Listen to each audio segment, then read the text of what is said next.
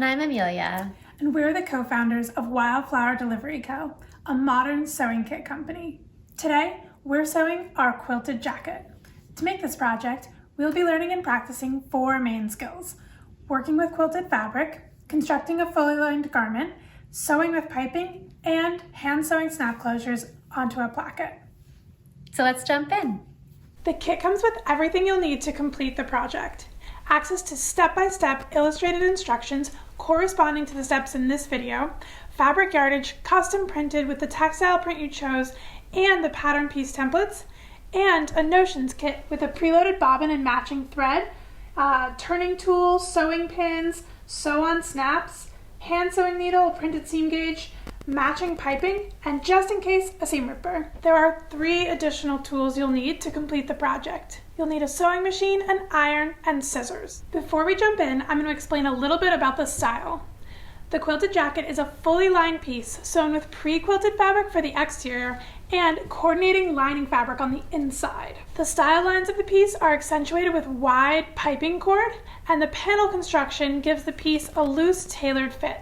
The style is also finished with a tie belt. And just to give you an overview before we start, I'll go through the basic steps to complete the project. I'll start by sewing the lining of the jacket together fully. From there, I'm going to zigzag the edges of the quilted pieces and then sew the quilted pieces together in much the same way as I did the lining pieces, but adding a couple extra details: inseam pockets, piping, and a collar. Now, once the 2 pieces are finished separately, I'm going to nest them together and connect them by stitching around the front edge and the neckline. From there, I can turn the pieces right side out and then finish the final edges we left open, creating a fully lined garment with a finished inside and finished outside. Then I'll make the belt and sew on the snap closures, and the project is complete. So the jacket is somewhat complicated of a project, but rest assured, once we go through it step by step and you've learned all of these new skills, you'll be wearing a beautiful new jacket and it'll definitely be worth it. I just want to add a few notes about our paperless pattern system before we cut the pieces out. The textile print extends all the way to the cut line of the pattern pieces, and the pieces are designed with a 1/2 inch seam allowance.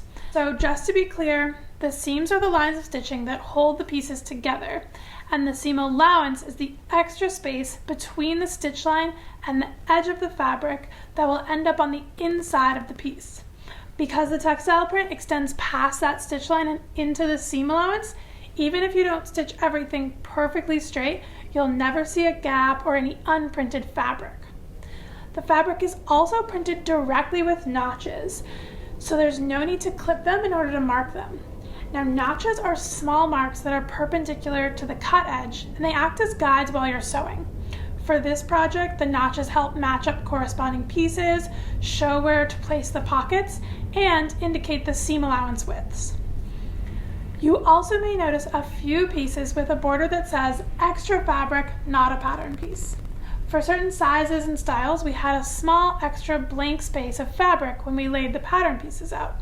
So in those cases, we filled them with a little extra printed fabric. We're not going to use that for this project, but we hope they find their way into a future creative endeavor of yours. For this project, there are 2 pieces of cotton lawn fabric. One has been pre-quilted and the other is just printed. The quilted pieces, for the most part, will be the exterior, and the unquilted pieces will be sewn as the lining and the pockets. So the pattern templates are printed directly on the fabric, and I can just go ahead and cut them out around the lines.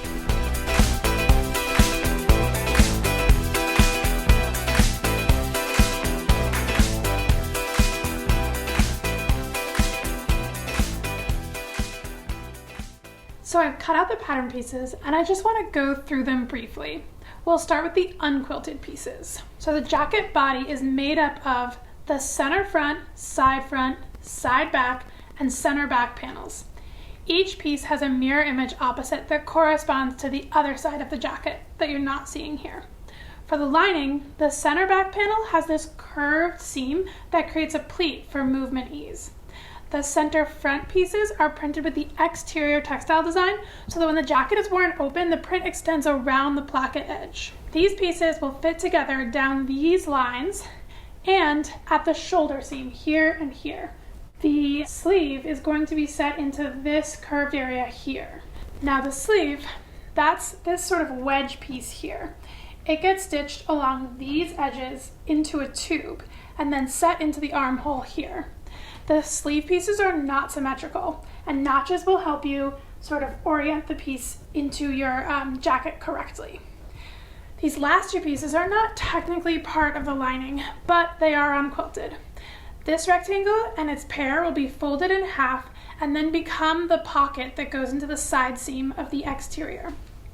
This little piece here has a quilted other half, and this will be stitched to that and become the belt loop. So now you've seen all of this, I'll show you around the quilted pieces and then we'll get started. So the jacket body pieces look really similar to the lining, but the center back is a single panel with no center seam.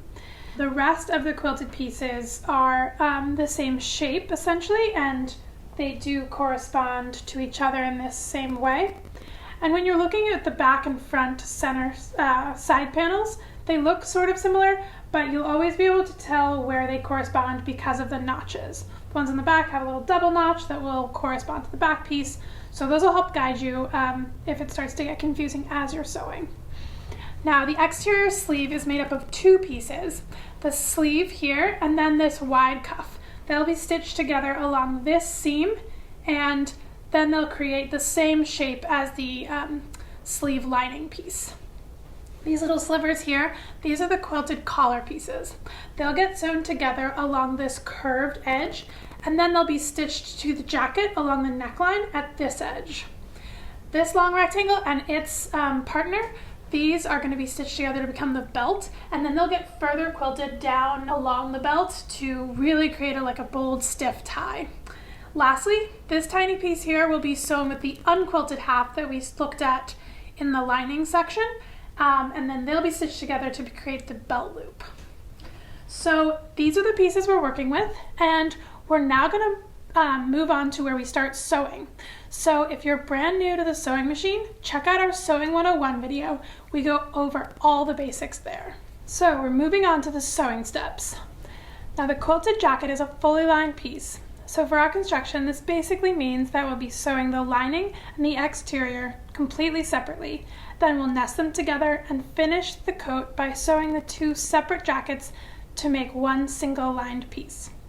It doesn't matter which piece we sew first, but for the demo, I'm going to start with the lining because it's a little simpler to sew. There's no piping, no pockets, no bulky quilted fabric, and this will give us practice stitching the jacket shapes together before we move on to the slightly more nuanced construction of the jacket exterior. And because this is a fully lined piece, I get to use simple seams, where you place the pattern pieces right side together and stitch down the seam allowance width. I don't need to worry about finishing the seam edges because they'll be fully encased inside the jacket once the lining and the exterior pieces are sewn together. So I'm going to start by sewing the center back pieces together.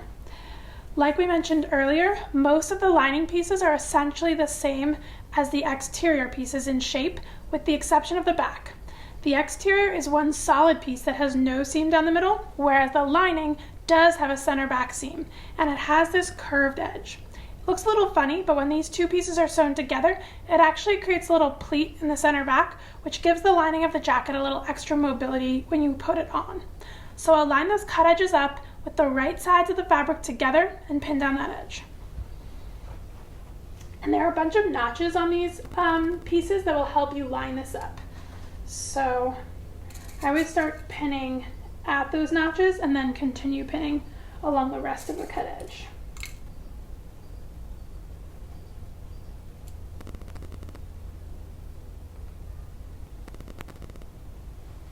So I have this edge pinned, my pieces are right sides facing each other, and I'll take this to the machine and stitch down that curve at a 1/2 inch seam allowance.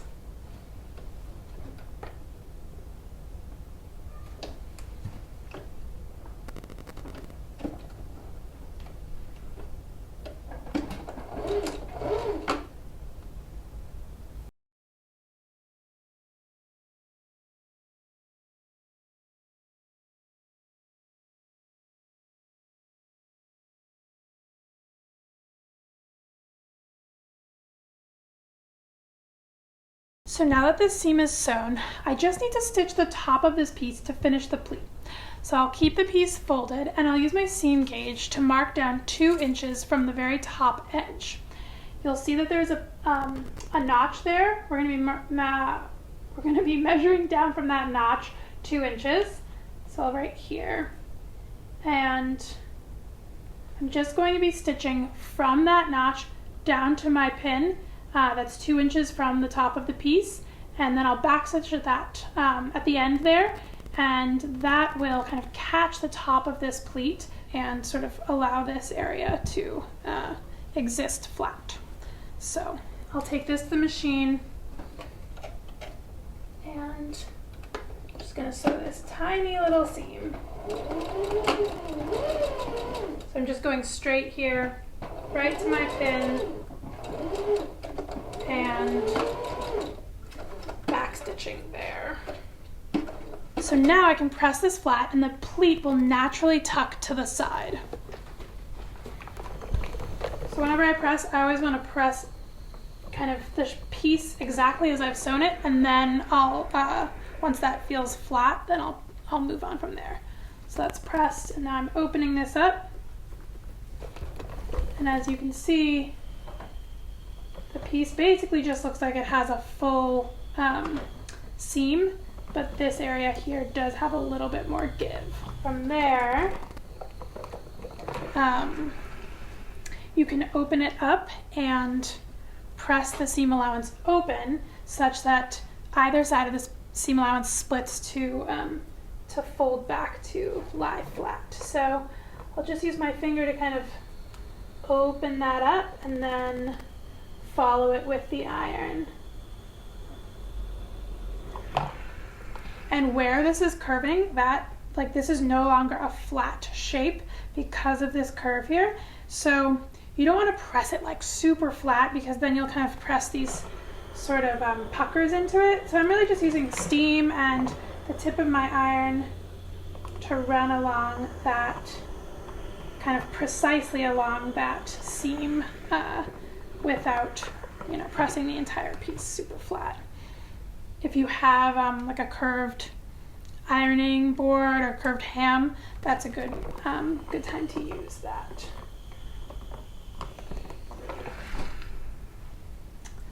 So here is the center front, and then this will be the side seam. This is where the shoulder, the sleeve will get set in, and then this is the shoulder seam here. So this is pressed and ready to go, and I will press out the next couple of seams that I sewed on these back pieces and the side piece.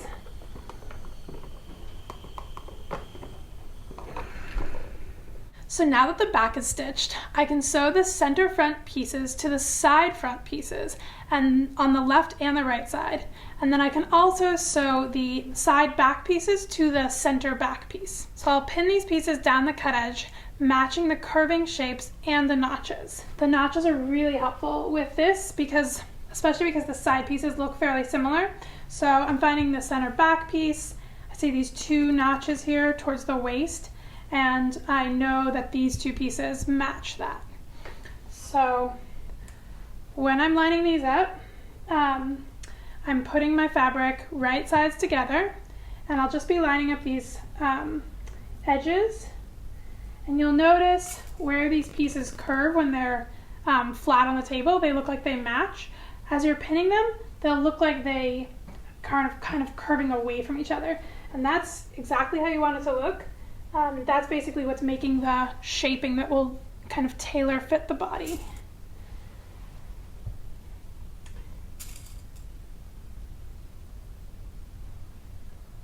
And as I'm pinning these, I always pin the notches first, and then I'll go back and pin through the rest of the cut edge.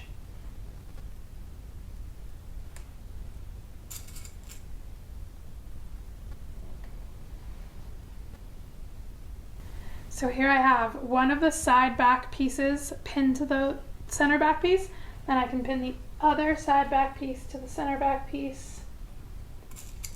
Again, right sides together.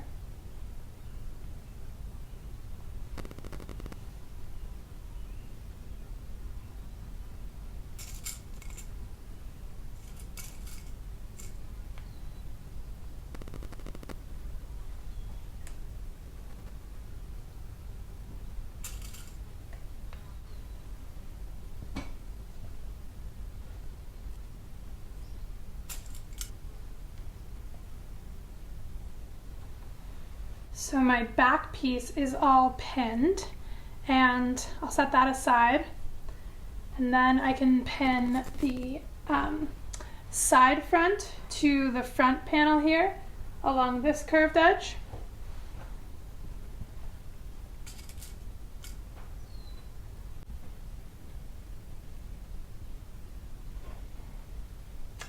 And then I'll pin the other front side over here.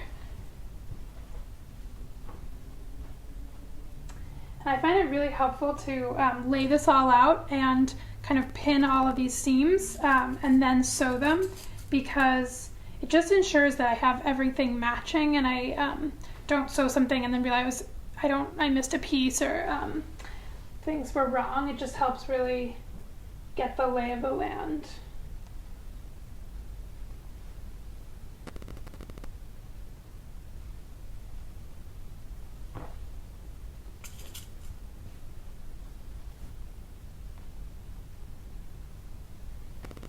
So I have all these sections pinned, one side of the front, the middle, and the back, and the other side of the front. And you will notice that where it's curved and where I'm kind of forcing these two pieces to line up, I will use a couple more pins kind of more consistently. And then in that straight section towards the bottom, I space the pins out a little bit more. So I'll take these and one by one, I'll stitch down the seam at a 1/2 inch seam allowance, back stitching on either side.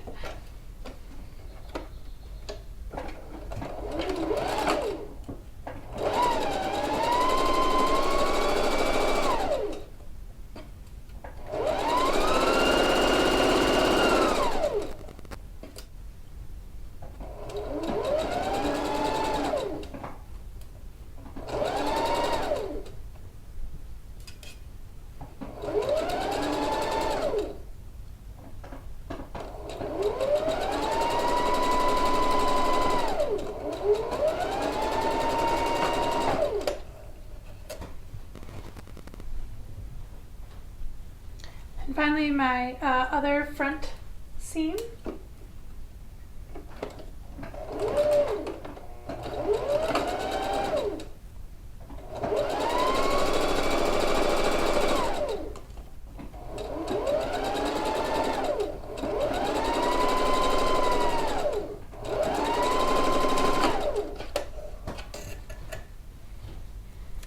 So with these seams sewn, I'm going to press these open and kind of get them ready for the next stage of construction.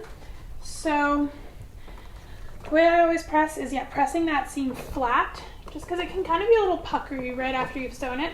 So you can start by giving it a good flat press, and then from there, you can open it up and press the seam allowance open such that either side of this seam allowance splits to fold back to lie flat. So I'll just use my finger to kind of open that up and then follow it with the iron. And where this is curving, this is no longer a flat shape because of this curve here. So you don't want to press it like super flat, because then you'll kind of press these sort of puckers into it. So I'm really just using steam and the tip of my iron to run along that, kind of precisely along that seam without, pressing the entire piece super flat. If you have like a curved ironing board or curved ham, that's a good time to use that.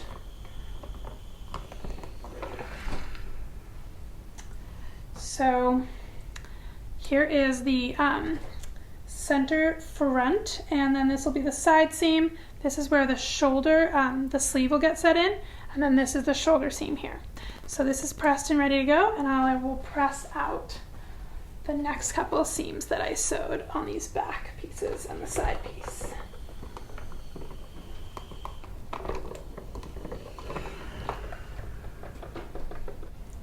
So now that I have these sewn together at the side front and side back seams, Next, I can stitch the front and back pieces together at the side seam. So I'm going to complete that with the exact same process, lining them up, lining the notches, pinning them, stitching at a 1/2 inch, and then I'll press them out in the same way as well.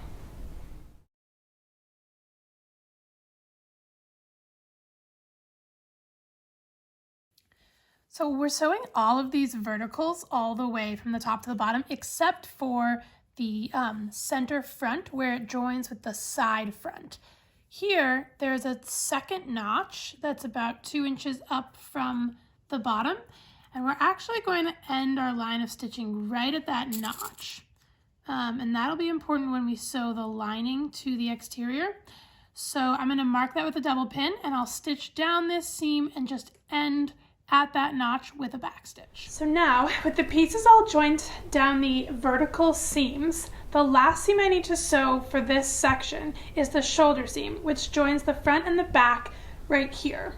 So when you're pinning this, you can match up the seams, and you can use a pin to make sure that the seams are lined up nicely by sort of piercing the pin at a 1/2 inch through one of the seams, and then ensuring that the pin comes through in the middle of the seam on the other side.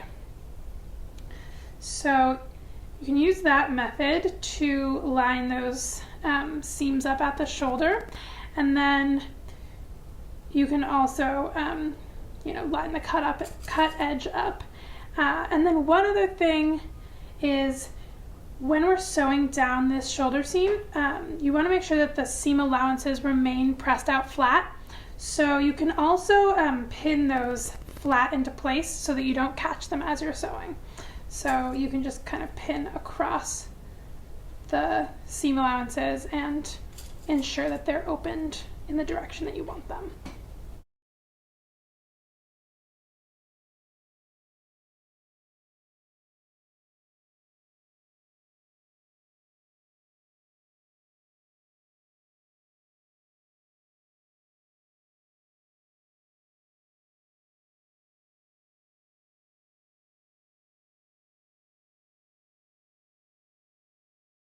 So we'll now sew the sleeves for the lining. So you can take one of the sleeve pieces and right sides together, we're just going to pin along this edge and stitch the sleeve into a tube shape. So, like with all of your seams, you'll just line this up along the edge.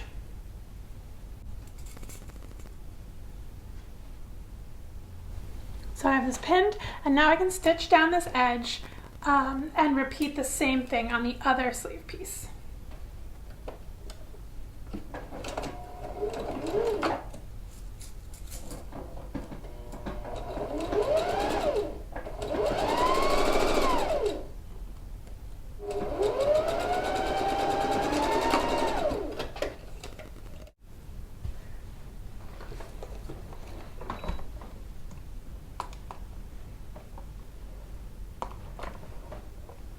So to finish this line of stitching, we're pressing it flat, and then you're going to press the seam allowances open. So I'll start that with my fingers and then use the tip of the iron to press that flat.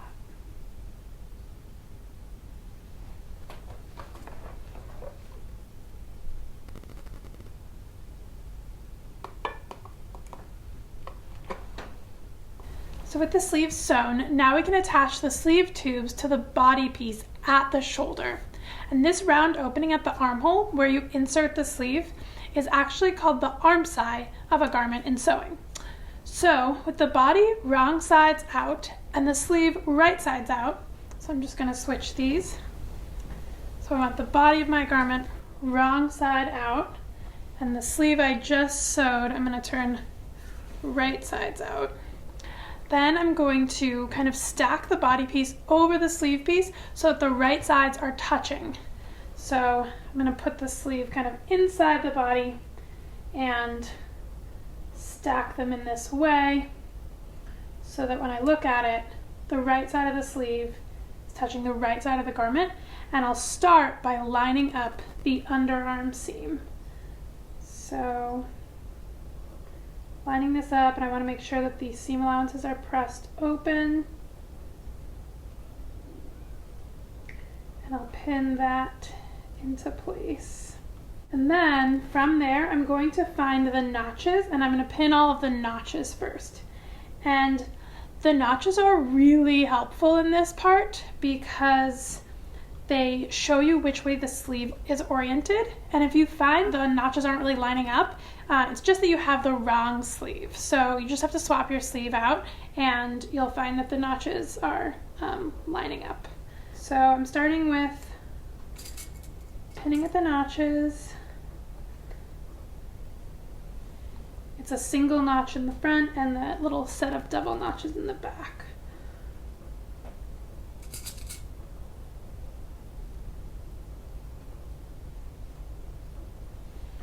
And then there's also a notch that lines up with the shoulder seam that is where we connected the front and the back pieces together.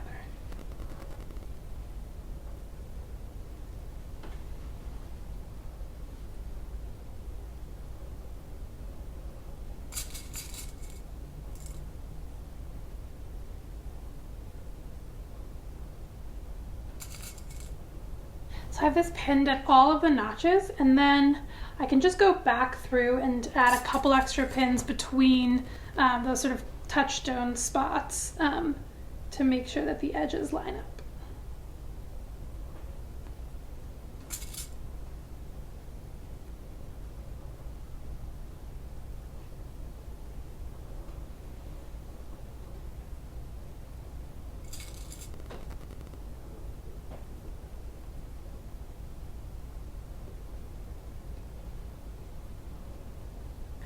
So I have my sleeve pinned really neatly into the arm side of the garment, and so you can see when you look on the other side, it's the right sides together. So I have this all set up, and sewing the sleeve is a little trickier than sewing a flat seam because the garment is more three-dimensional at this point. So just be mindful of the fabric and work slowly around the seam to make sure that the fabric doesn't get caught under a line of stitching. And you can also remove the seam bed, the machine bed, if you want to kind of put this loop over there and make that a little bit easier. So I start at the underarm seam, and we're stitching this at a 1/2 inch seam allowance, and I'll just work my way all the way around and just adjust as needed so that I don't get any tucks or catch the fabric.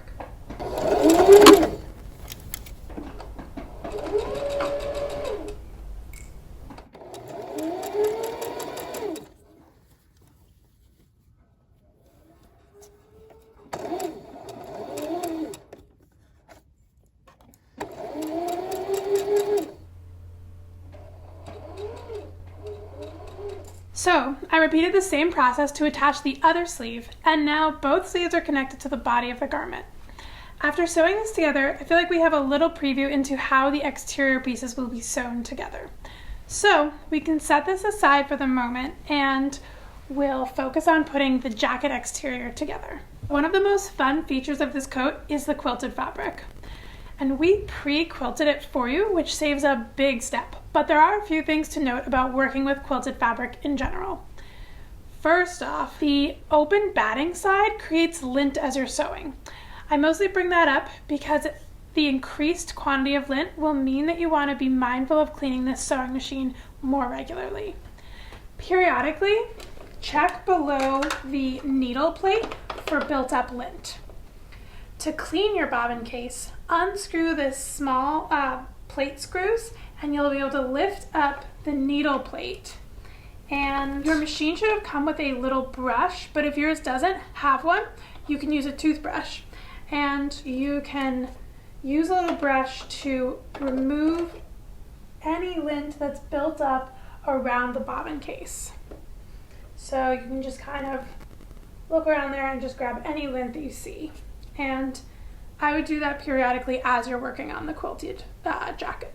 So another factor of the quilted fabric is that it's a little chunky to work with. And because it's 2 layers, the batting and the cotton lawn, that are only attached with lines of stitching every few inches, it isn't as stable or predictable as working with a traditional single layer of fabric. To help deal with this, before I do any sewing, I'm going to zigzag the edges of all the quilted pieces.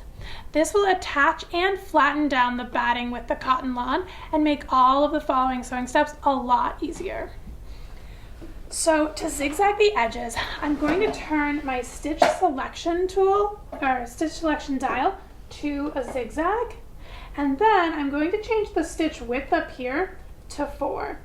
I'm leaving the stitch length between 2 and 3, and with these settings, this will just make a fairly wide, not very dense zigzag that I can do around the edges of all of the pieces, and that will just kind of finish the edge just so it's easy to work with. And this may feel a touch tedious as you're doing it, but you're absolutely going to thank yourself as you're sewing.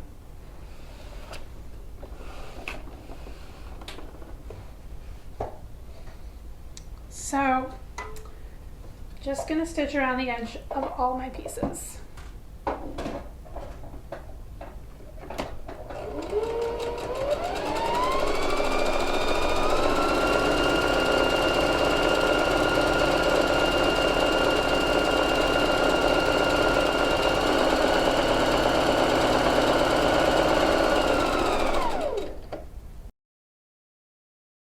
So wow, that was a lot. Hope you all had good tunes on for that zigzagging. Now, the first thing I'm going to do for the exterior construction is make the inseam pockets and install them in the side seam of the jacket. So these pockets are essentially a folded rectangle of fabric that interrupts the side seam to create an invisible pocket.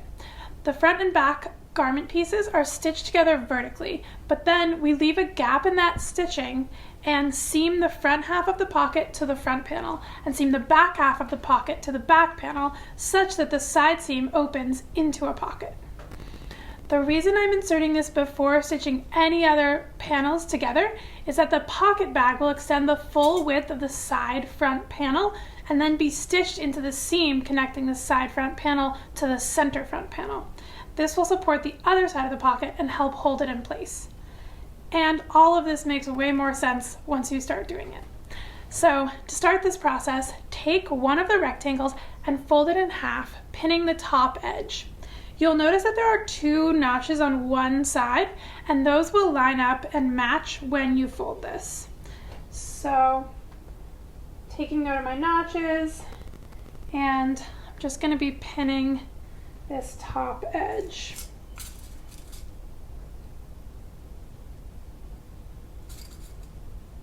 So now I'm going to stitch across this edge at a 1/2 inch seam allowance, and I'm going to stop a 1/2 inch from the edge with the notches. And this is going to be the edge that will connect to the seam, to the side seam panels.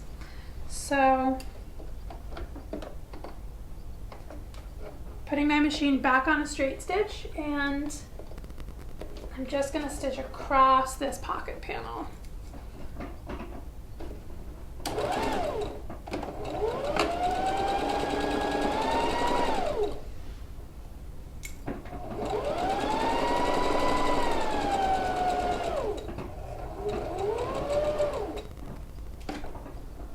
And then my needle is down a 1/2 inch from where the fabric cut edge ends, and I'll just give myself a back stitch there, and then I'll pull this out. Now that this is sewn into basically a loop, I can hold it by the seam that I just sewed and sort of press it flat so that I can find the bottom edge. And again, on the edge that has the notches, I'm gonna make a small snip about 3/8 of an inch into that seam allowance right at that bottom fold. To attach this piece to the side seams, we're going to need to be able to fold this edge back so that we can attach both sides to the seams. So by snipping that and by stopping my stitch line, I'm able to fold the seam allowance back, and I'll be able to attach it. So I'll now sew the pocket to the front panel and then attach it to the back panel, and then finally I'll finish the side seam between the front and the back panels. So to attach it, take the right side of the pocket, so you have it right sides together. You'll take the right side of the pocket and you're going to face it towards the right side of the front panel. And there's some nice notches that'll help you. The notch that we were using on the pocket piece, that'll line up with a notch about 4 inches from the bottom of the front panel, and pin that into place. And then there's another notch on the front panel that shows where the pocket is going to end. So that will line up with that line of stitching you made on the top of the pocket. So I'm just kind of pinning this into place, and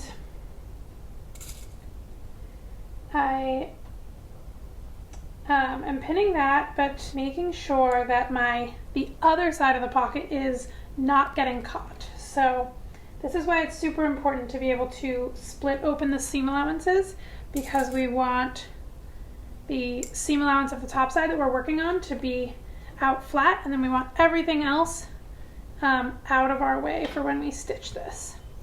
So I'm going to stitch the pocket right sides together to the front panel, and starting where the top seam intersects the seam allowances all the way to the folded bottom edge, I'm going to attach it that full length at a 1/2 inch.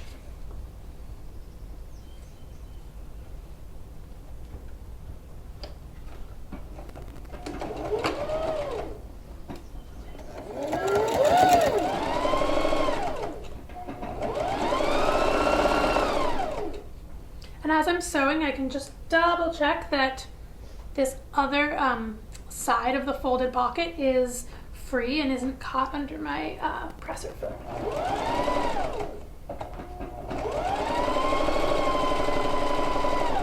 So once that is sewn, I can line up the other side of the folded pocket right sides together with the back panel, matching the notches and ensuring that the back panel and front panel line up along the entire side seam edge.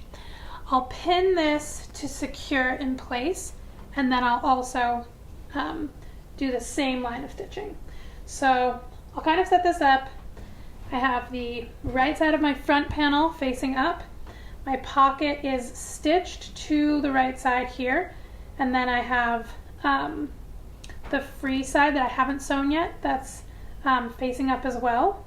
And then I'll take the back panel and place it right sides together with the front panel, which also makes it lining up with this pocket right sides together. And I'll just kind of line that up, make sure everything's looking good, and I can just pin that pocket into place, making sure that it's lined up on the back panel correctly, basically by lining up the front and the back panel. And this side is definitely more awkward to pin and to sew because you now have more pieces that are attached.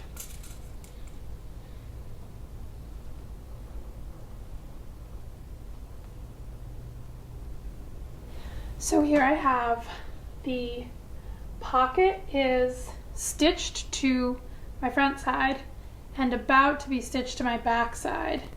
And I can kind of open this up and show you that this will create that pocket.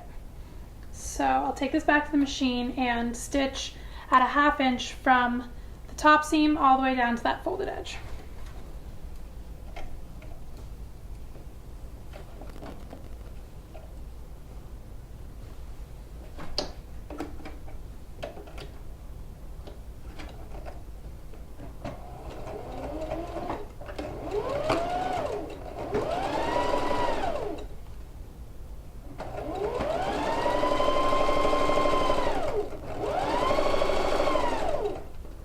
So you'll now have the front and back side panels joined together just where the pocket is installed. See, they're open here and open at this bottom edge here. To sew the rest of the side seam, pin the edges and take particular care when you're pinning around the top and the bottom of the pocket to make sure that the pocket seams are lined up from both sides. So, kind of just double checking that the seam that I made to attach the front side of the pocket is lined up really nicely with the seam that I made to attach the back side of the pocket. And I'm using that trick where I put my pin in one side and poke it out the other to sort of double check that those are lined up. And then I'm lining up the rest of the seam and pinning that as well. So once this is lined up and pinned, the last thing you're going to do is mark the notch that we saw on the pocket. So I'll find that and I'll mark that. When you sew from the bottom edge, you're actually going to stitch past the folded edge of the pocket up until this notch. Sewing the pocket closed at the bottom makes it such that the items don't slide right out of the pocket while you're wearing the jacket. So I'll mark this notch with a double pin, and I'll use that same technique to make sure that I'm lining up the side seams. So putting the pin through both sides and just making sure that's even, because when I'm sewing up from the bottom, I'm going to basically be stitching directly over the seams we just made. So I want those to be like nicely lined up. So I have that pinned and I've marked my my notch where I'll start my bottom seam, and I'm just going to stitch down the side seam until I reach about 1/4 of an inch past the top of my pocket, and then I'll back stitch there. And stitching slightly past the intersection ensures that there isn't a gap in the side seam, and it makes a stronger connection. So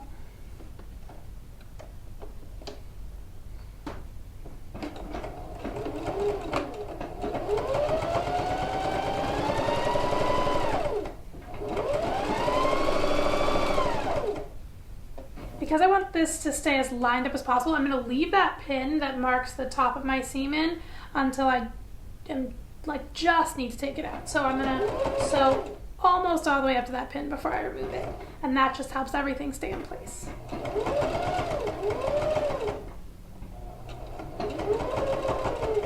So I stitch about 1/4 of an inch past the connection of the pocket, then I'll back stitch. And now, when I start my line of stitching from the double pin, sewing the bottom of the pocket and the bottom of the side seam closed, I'll do that same technique, starting right where those double pins are, pull them out, do a back stitch, and then I'll just stitch down that seam, and I can see the seam where I attach the pocket. I definitely want to be stitching to the left of that, if not directly over it. So I'll err on the side of the left.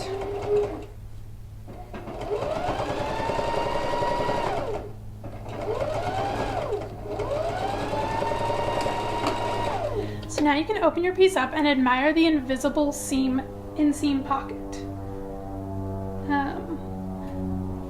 I have the side seams here, and then I have sort of beautifully finished this pocket that just is invisible until you open it up. And the last step for this pocket is laying the pocket flat across the front panel and then pinning it to the opposite edge.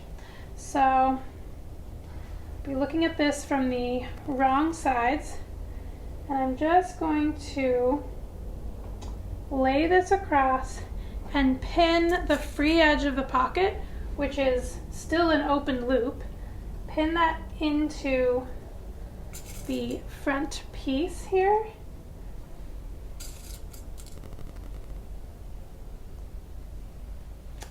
And then I'll stitch this into place at 1/4 of an inch just to hold it. When we sew the side front and the center front panels together, that seam will catch this side of the pocket, but it's good to tack it in place for now. So just stitching at 1/4 of an inch.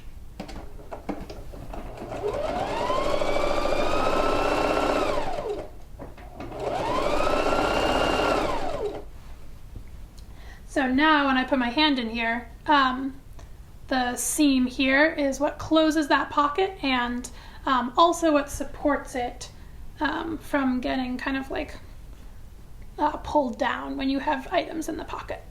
So repeat the same process of installing the pocket and stitching the side seam on the opposite side.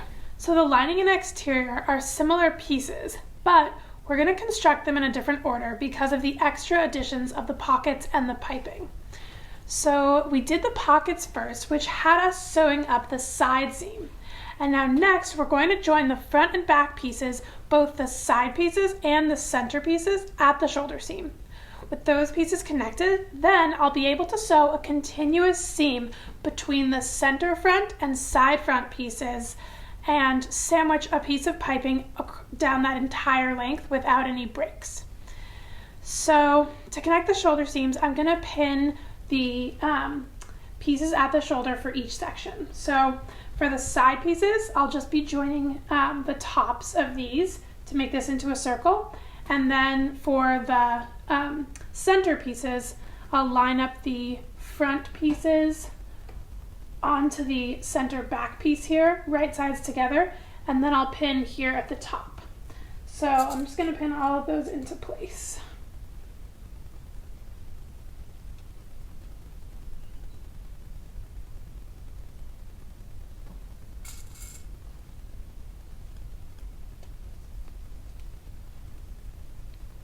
So that's pinned into place, and then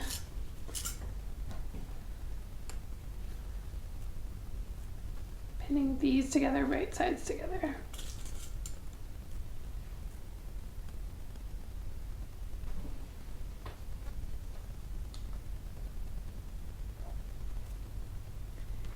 So now I can stitch across these shoulder seams on each of the pieces, and I'll stitch that at a 1/2 inch, and then we'll press that seam open and move on from there.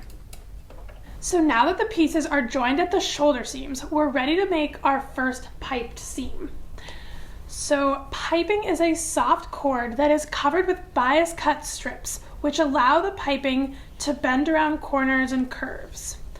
The bias folds over the cord and is stitched along the edge so that the covered cord is here, and then there's a sort of seam allowance section here.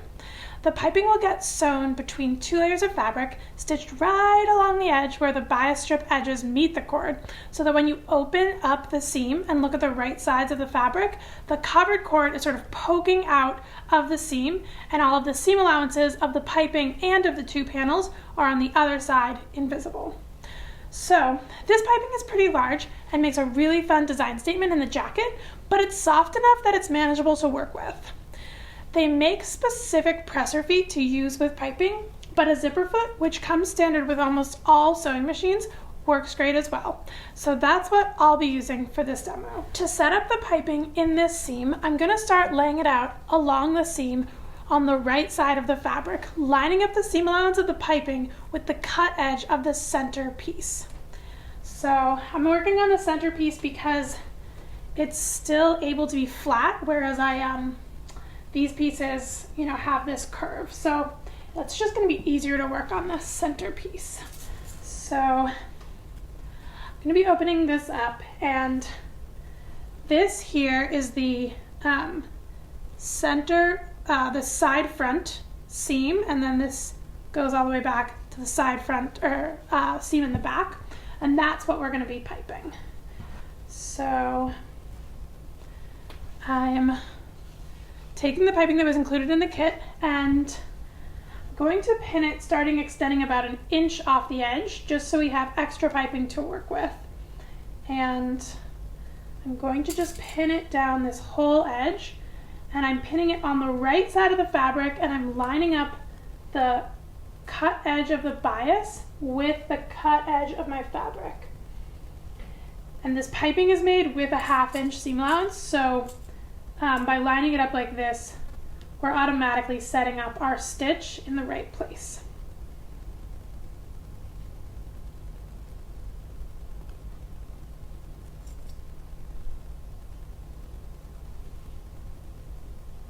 And when I get to that shoulder seam, I've pressed that open, and so I just want to make sure that those seam allowances are splayed flat out to either side.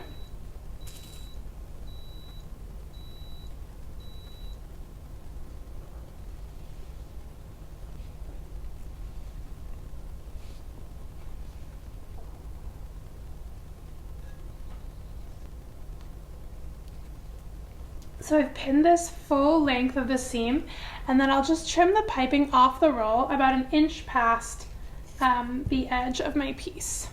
So now that the center panel has the piping pinned down the edge, I'll line up the side panel and pin that along the edge with the right sides together, and I'll make sure that the right sides of the quilting fabric will be facing each other, and then the piping is going to be sandwiched in between those layers. So just working on this one side for now, so I'm going to find my piece that has this front side, which I can tell by where the pocket is pressed out. So I'm going to be matching the front side with this side, right sides together, and I'm going to start that at the shoulder seam. So I'll just look from the top and I can see these two shoulder seams are lining up, and then I'll just remove the pin I had there and add that third layer. And this is pretty bulky, but just gently slide those pins back in there and it should be okay. And so once I start at the shoulder seam, then I'll match up any notches on the pieces and pin those into place, and then I'll pin the rest of the seam. And just to note, the center front panel is shorter than the side front panel, so the bottom edges here are not going to line up, and that's intended, and that's a feature of how we'll be attaching the lining to the exterior in a later step, so don't worry about that. So I'll just keep pinning this into place. And that's why it's important to look at the notches, because if you're always lining up cut edges, that's usually a good assumption, but it's not always the case with how pieces actually line up.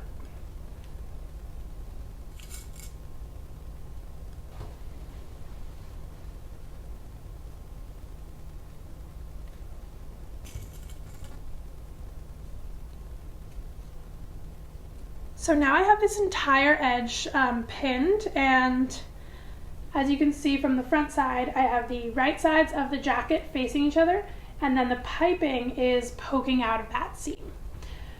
So stitching this seam is very similar to stitching any normal simple seam, except we're going to be using a zipper foot so that we can place our line of stitching as close to the piping as possible. The zipper foot lets the bulk of the piping ride right up next to it, which isn't possible with a traditional foot. So find your machine zipper foot and switch it out with the traditional presser foot. On my machine, I have a quick release lever that drops the foot, and I can click a new one in by positioning it under the bar and lowering the presser foot onto it. So to do that, I have my presser foot up, drop my old foot, and then I'm just positioning the zipper foot underneath there and clicking it into place. And you'll see there's like a little bar on the foot, and just dropping the presser foot down on there clicks that into place. So the next thing I do is to set up my machine for the stitch is to change the needle position. My zipper foot allows you to sew closely down either side of the foot by adjusting the needle position to either the right or the left side. Some zipper feet get mounted in an offset position, either to the right or the left, and the needle stays center. It just depends on your machine. But for mine, I can adjust the needle position up here and move it over to the left so that the bulk of my fabric and the piping can be on the left side. My needle rides up right next to that, and then the seam allowances are over to the right. So just to note, if you adjust the needle position, it will affect the needle plate markings. So in order to sew this seam at a 1/2 inch, I'm actually going to be lining up the cut edge of my fabric with the 3/8 inch mark, because my needle is now 1/8 of an inch over to the left. So with the needle and the foot set up, I can start sewing down the seam. Mostly what's tricky about piping is just that there's a lot of fabric and an extra layer to manage. But as long as I move slowly and intentionally, it goes just fine.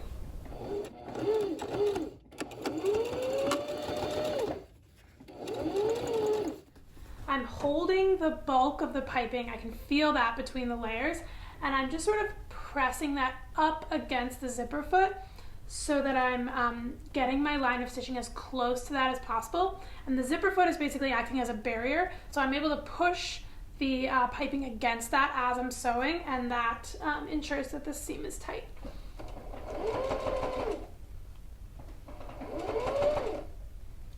And I am just double checking that all of my edges are maintaining, they're all even as I'm sewing, which is what your pinning is there for.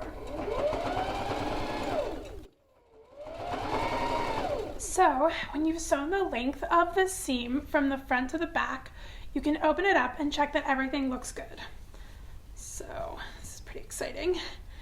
I'm opening this up, and the piping should be centered neatly and tightly over the seam, and the stitching that held the bias strip in place around the cord shouldn't be visible. So I'm just looking at this, and looks good. And if you do see an area where it isn't, attached as tightly and you can see that stitching, you can always just go back to that specific area and sew a little bit closer to the piping. That's no problem.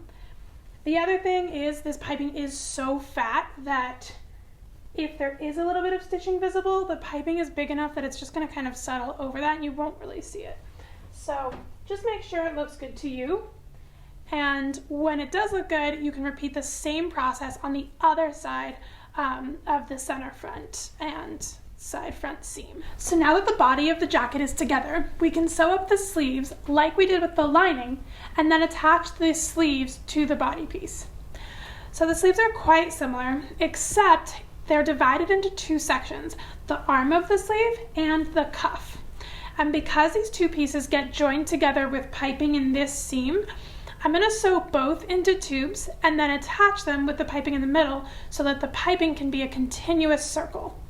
So take one set and start by pinning the sleeve piece down the long tapered edge. And when I say set, you'll see that they have notches on the narrow tapered edge of the sleeve and the wider edge of the cuff. So just make sure that the double notch matches with the double notch and the single notch is with the single notch. So this here is a matching set. And I'll just pin up this edge.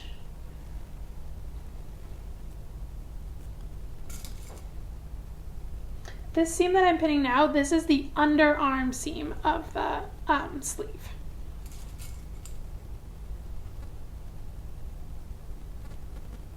And then I'm going to pin the cuff so that it makes a circle as well. And you'll notice the cuff is a little bit of a funky shape. It's got a flare at the end. That flare is there because when we fold that under to hem the cuff in a later step, that flare actually matches the taper. So it looks a little funny now, but it's actually going to make a lot of sense down the line. So with both the edges pinned, I'm going to stitch down at a 1/2 inch seam allowance for both pieces.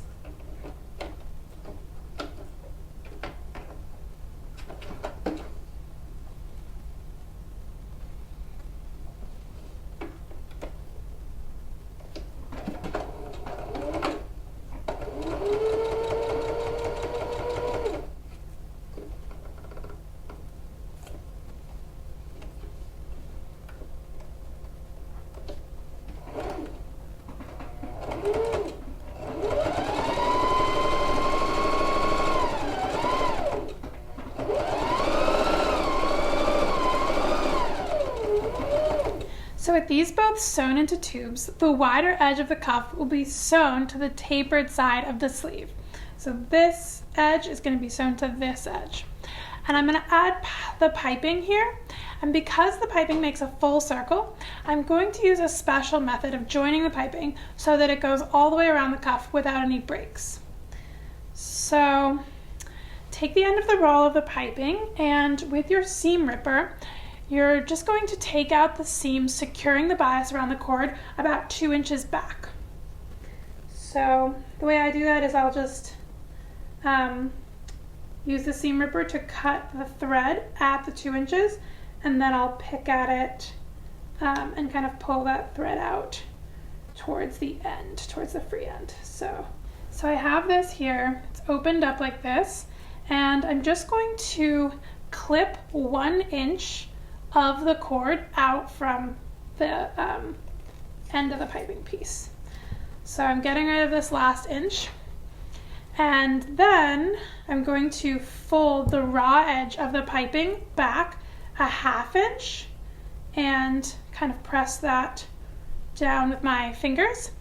And you can see here, I now have this folded over edge extending about a 1/2 inch past the edge of the cord. So I'll start pinning this cord around the edge of the sleeve, lining up the folded over piping edge with the seam, the underarm seam. So I'm just going to line this up here and then pin this around this edge here.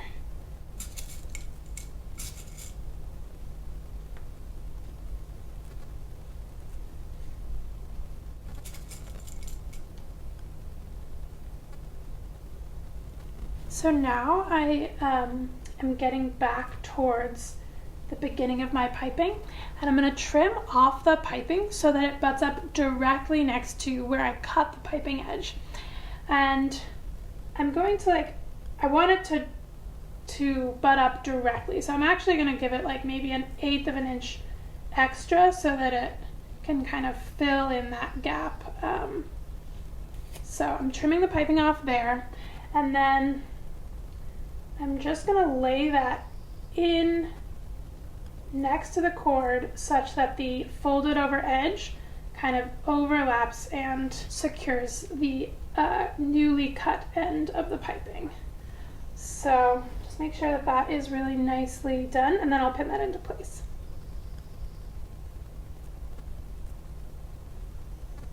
So now I'm going to slide the cuff over the end of the sleeve so that I can line up the wider tapered edge of the cuff with the sleeve that we just pinned. So this is a little awkward, but I can slide it over from this side. And I'm just going to be lining up the underarm seam, and I'll match this seam carefully, and I want to pin that really nicely because that is where the piping connection is. So I'm just going to slide that over, matching the seams, add a couple of extra pins in there, and then I'll pin this full cuff into place one by one, removing the pins that I have and adding that third layer.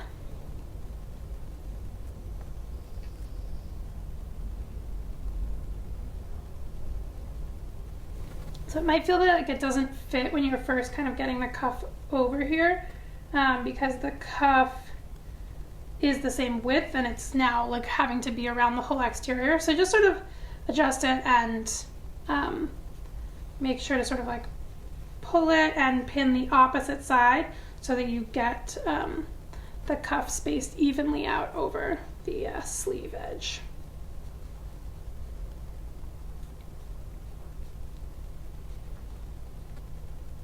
So I have this nicely pinned, and you'll notice that I have pretty dense spacing with my pins. It's just, there's a lot going on, and I would rather know that everything's secured.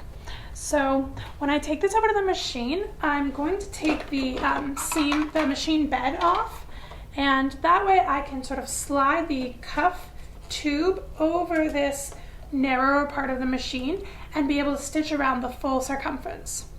And I like to start this right before the underarm seam because I know that I have that piping connection in there, and I just want to make sure that that gets stitched correctly. So I'm going to stitch around this with my zipper foot, changing my needle position over, and stitch all the way around the cuff.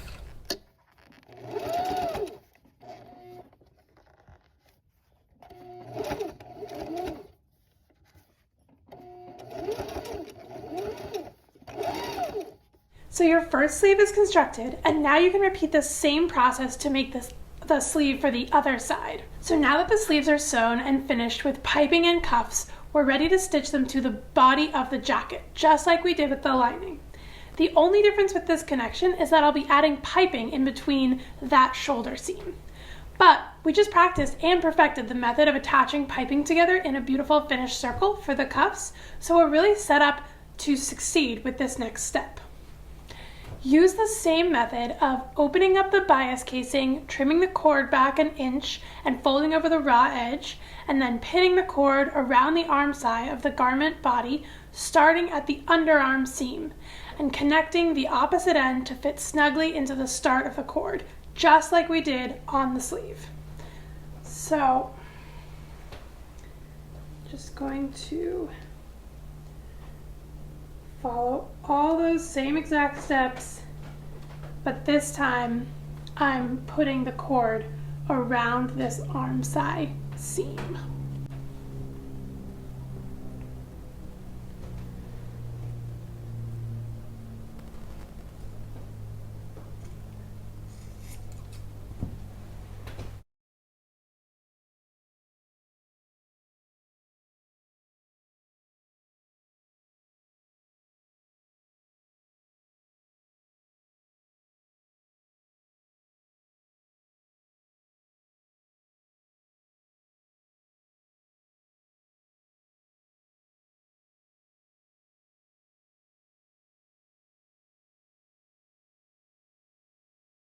So once the piping is set up in the seam, I can pin the sleeve in exactly the same way I did with the lining, by stacking the sleeve right side out inside of the jacket, which is folded right sides together, lining up the underarm seam and matching the notches.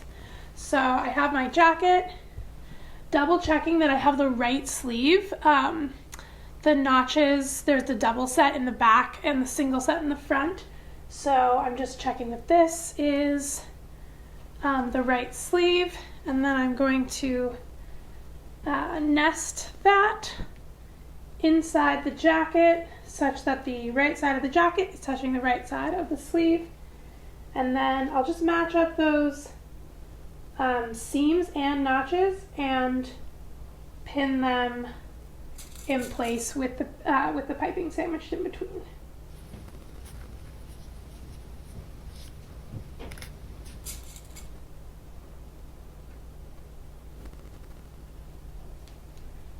And if this is feeling unruly at all, you are more than welcome to run a line of stitching around the arm side seam with just the piping before you set the sleeve in, just to secure that into place if the pinning of the third layer feels like it's just not as manageable.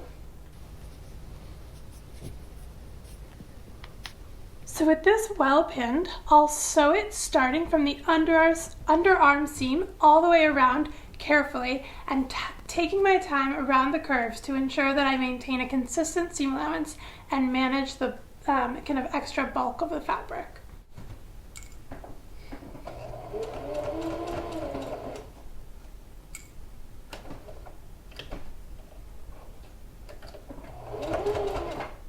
So now the jacket exterior is constructed and it mimics the shape of the lining. But before I attach the two pieces together, I'm gonna add a few features to the quilted exterior, a stand collar and a belt loop. I'll start with the stand collar.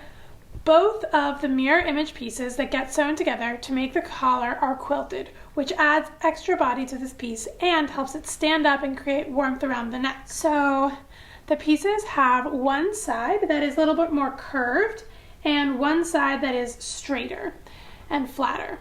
Match the pieces right side together and pin along the curved edge. So just matching these, and then I'll just pin this curved edge here.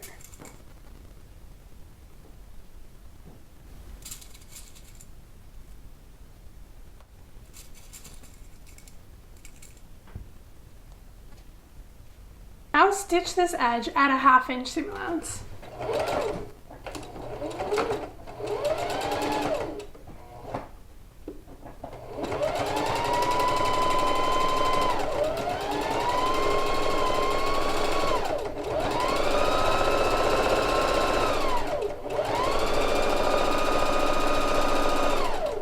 So now I have this sewn, and I'm going to trim down one of the seam allowances by half, just to stagger the extra bulk for when you turn the pieces right side up.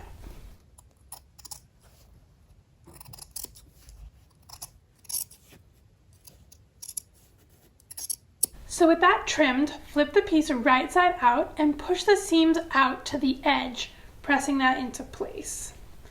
So I'm just turning the piece and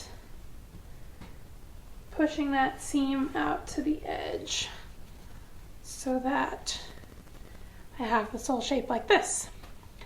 So now the raw edges of the collar can be pinned together.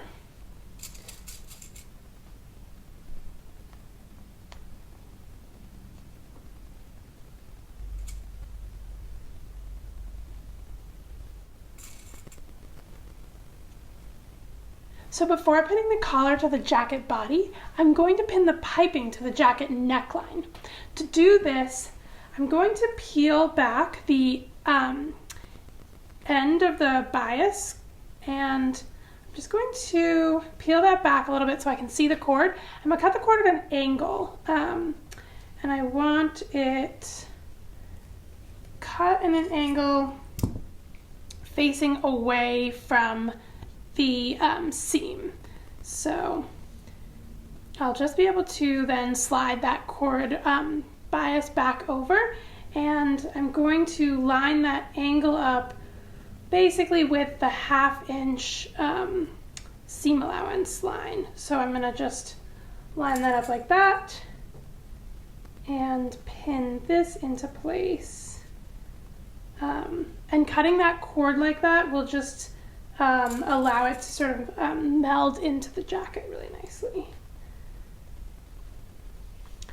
So then I'm going to pin this all the way around the neckline, and when I get to the opposite side, I'll do that same trimming method.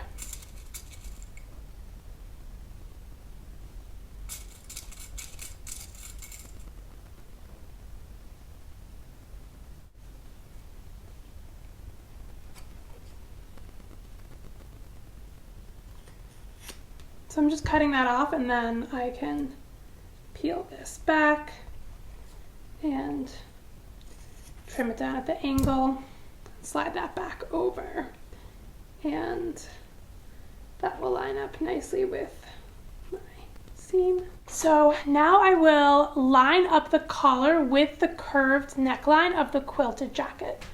The collar pieces have notches that mark the center and the seams, so I can line those up at the corresponding locations on the jacket.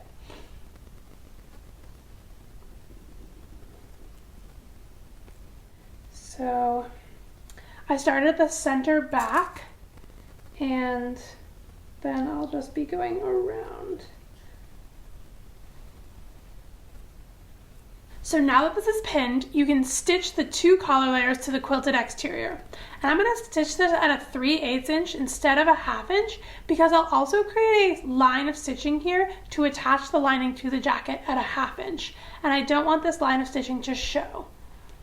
So this is just to hold this in place, essentially.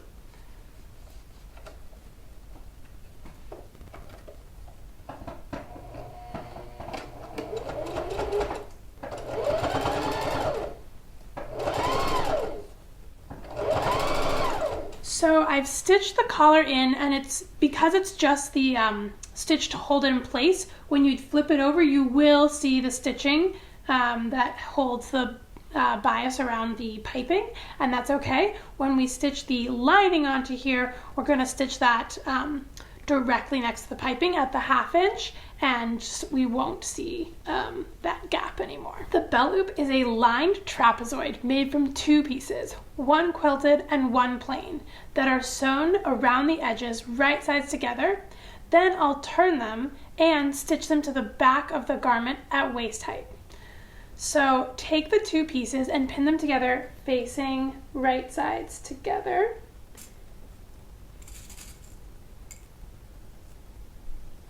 And I'm going to sew all the way around the 3 edges, but leave the narrowest edge open. So when I start sewing this, I'm going to start a 1/2 inch in at the 1/2 inch seam allowance mark because I want to start a 1/2 inch in from this point. So I'll start stitching at the bottom corner and then give it a back stitch, and as I stitch down to my top corner, when I get there, I want to stop about a stitch away from the corner, and with my needle in, I'll pierce that and then pivot my foot 45 degrees, take 1 stitch by turning the hand wheel, and then pivot my foot again another 45 degrees such that I'm going across the top of the trapezoid. This cross stitch gives the point a sharper corner when you turn the piece.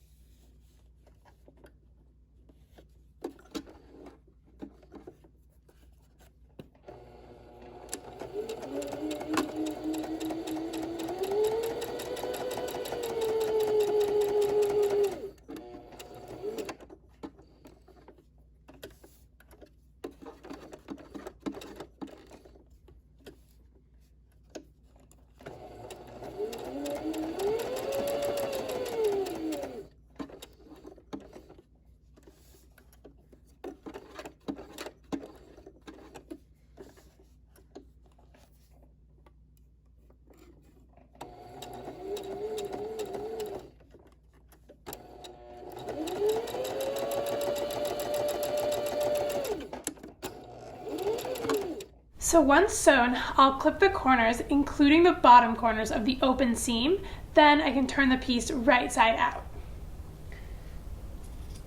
So I'm just clipping them at a 45-degree angle across the seam and clipping them about 1/8 of an inch from that corner. So those are clipped, and then I can also actually trim down the seam just because this is such a small piece. So we'll trim that seam down to about, 3/16 of an inch. So now I can, through this hole we left, turn this piece, and it's a little bit tight, so just be gentle.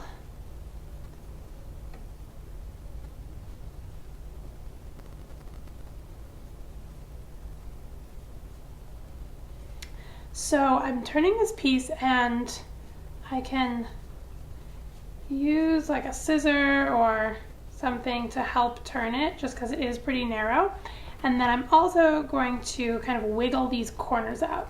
So you can either use like scissors from the inside, or you could use your fingers to kind of like wiggle those corners out, or you can kind of pick it with a pin, but anything to sort of get those corners out. And then we're going to press this flat and just give it a nice press, and then you're going to turn the open seam allowance under. So you're going to turn that under 1/2 inch to finish off this shape. So I've turned one under, and then I'll turn the other under, and then I can press this flat as well. It might be helpful to use a pin to kind of get that layer turned, and then once you have that turned under, you can press it flat. So now I have my little trapezoid shape, and it still has that open bottom. We're gonna stitch that once we attach it to the jacket. And now I can try my jacket on, and I just want to mark where my natural waist falls. So I'll take a pin and with this on, just kind of feel around for where I feel like my natural waist is, and I'll just put a pin in there. And then you can slide the jacket back off, and if you fold it in half, you'll be able to find the center line, and you can mark the center line and where the line you just marked that falls on your natural waist, where those two lines intersect. So center line here, and this was where I pinned my natural waist. So I just now know that right here is where those intersect, and I'm just going to center the belt loop over that connection and pin it into place. So now I have my belt loop pinned, centered on my jacket and at the height that hits my natural waist. And I'm going to take it to the machine and top stitch at 1/8 of an inch the top of the trapezoid and the bottom of the trapezoid, which will both connect it to the jacket and close that bottom edge off. So bring this over the machine and just make those 2 small lines of stitching.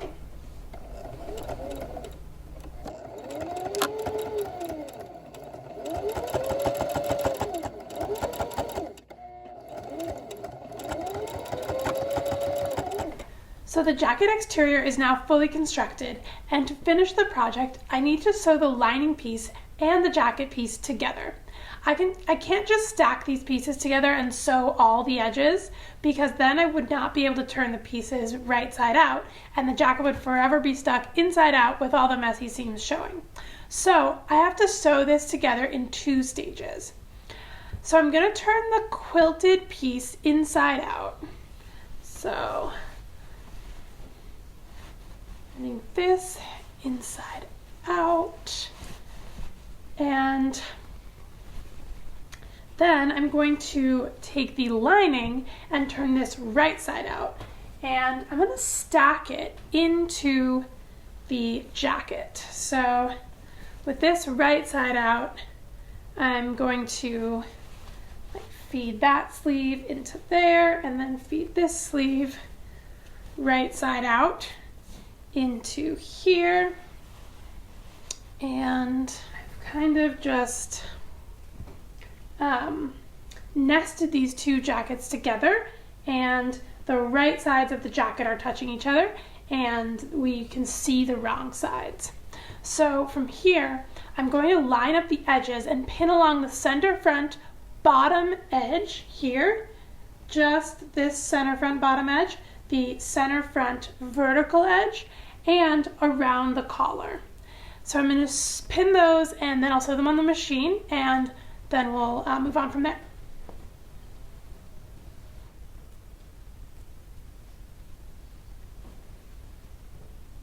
And as I'm pinning, there are notches that will line up, so definitely use those as a guide.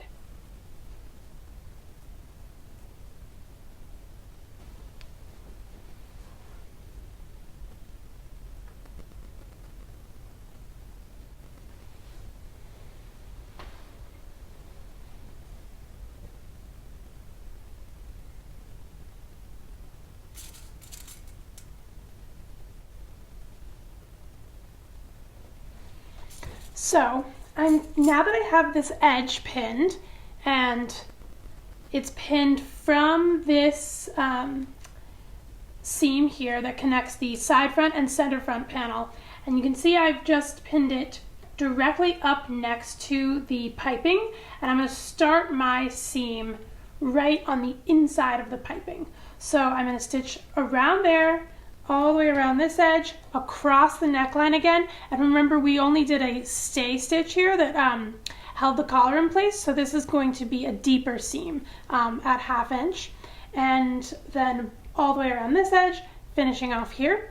And I recommend sewing this from the quilting side at the neckline where we had the quilted collar. It's just easier to get close to the piping if you're stitching it from this side where you don't have that thick collar kind of getting in the way. So I'm going to bring this over to the machine, and I'll stitch it a 1/2 inch all the way around, starting at this side front, center front seam. So sewing from the quilted side, I am going to be stitching this at a 1/2 inch, and I'm trying to start my seam as close to this seam that has the piping in it as possible. You may not be able to get all the way next to it just because of that piping, but get as close as possible, and back stitching up to it will help.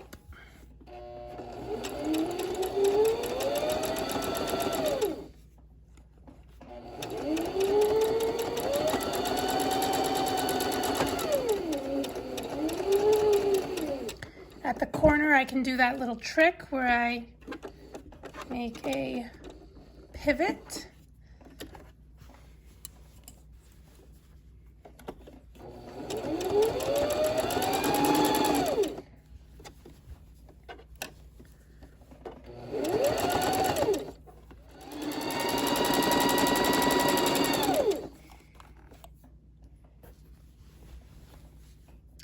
And the reason I'm using my zipper foot is because when I get to the collar piece, I need to have the zipper foot so that I can go around the piping.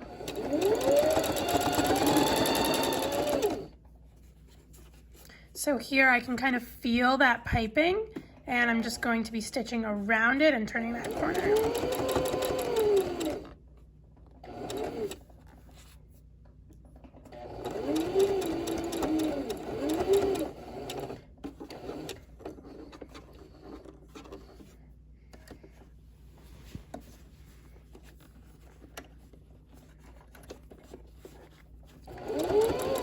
So now is where I'm sewing up directly next to the piping that is in the collar, the base of the collar. And if it helps, you can put your hand inside the jacket and kind of feel that piping and sort of help press that up, because this is a fairly bulky seam here.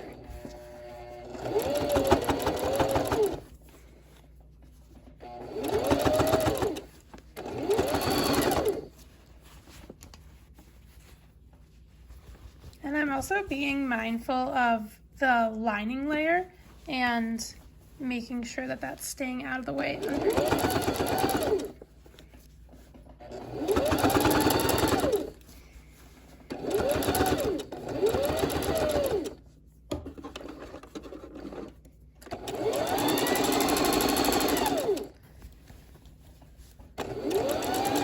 So I've stitched the lining and the exterior together across the center front bottom, the center front vertical seam, and along the collar on both sides.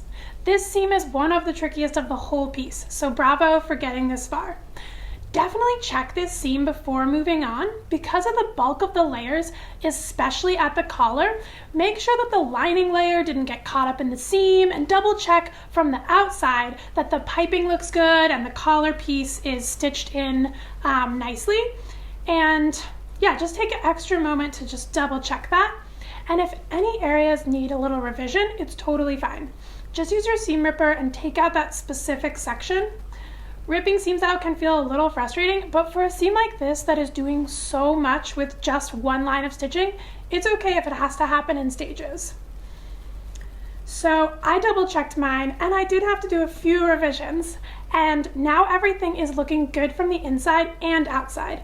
And now I can do some trimming to reduce the bulk before I turn this.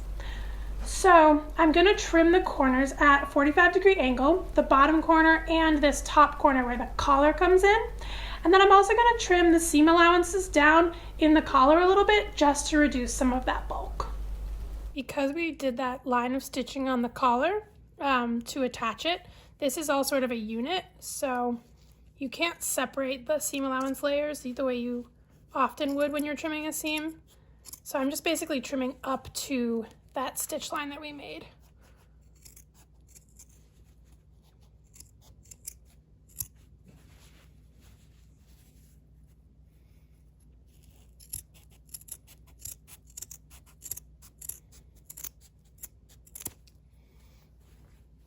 And doing this is just helping stagger that bulk, which makes the it just helps sort of gradate that connection with the graduated bulk.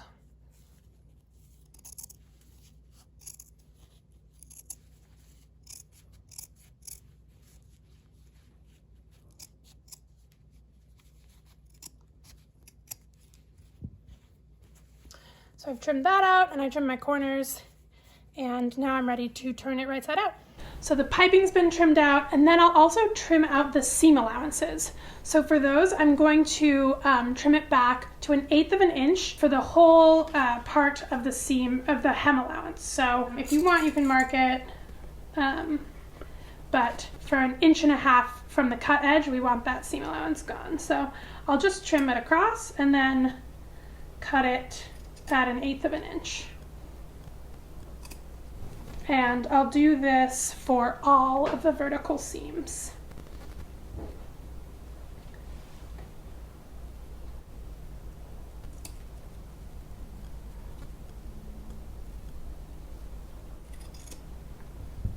And you'll notice here that the pocket that we attached many steps ago, that the bottom half of that, or the bottom edge of that pocket, lines up perfectly with where we are hemming the jacket. So that's going to sit right on the inside of the jacket.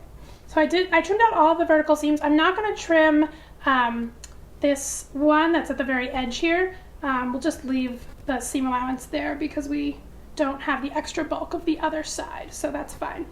So I have all of those trimmed. And with the extra bulk gone, I can now measure and fold the quilted hem allowance up that 1/2 inch, and I can pin it into place. I'm also going to trim off these extra piping encasing. So I'll start here, and I'm just going to measure that 1/2 inch and fold it, and we'll just pin it into place for now. So with that excess bulk gone, I can now measure and fold the quilted hem allowance up 1.5 inches and pin it into place. I'll start here at the edge, and you can see the where we connected the front piece with the machine, that lines up exactly with this 1.5 inch fold. So this will make the bottom edge even. So I'll just measure 1.5 up all the way around and pin that into place.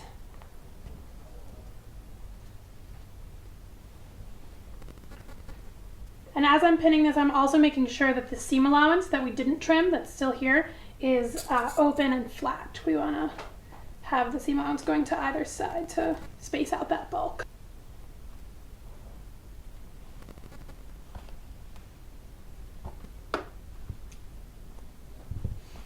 And when I'm doing this, I'm also, when we turn this, I'm kind of fully turning this corner out so that I can continue this nice bottom edge. So just make sure that that's turned out, and kind of the corner is like wiggled out as much as possible.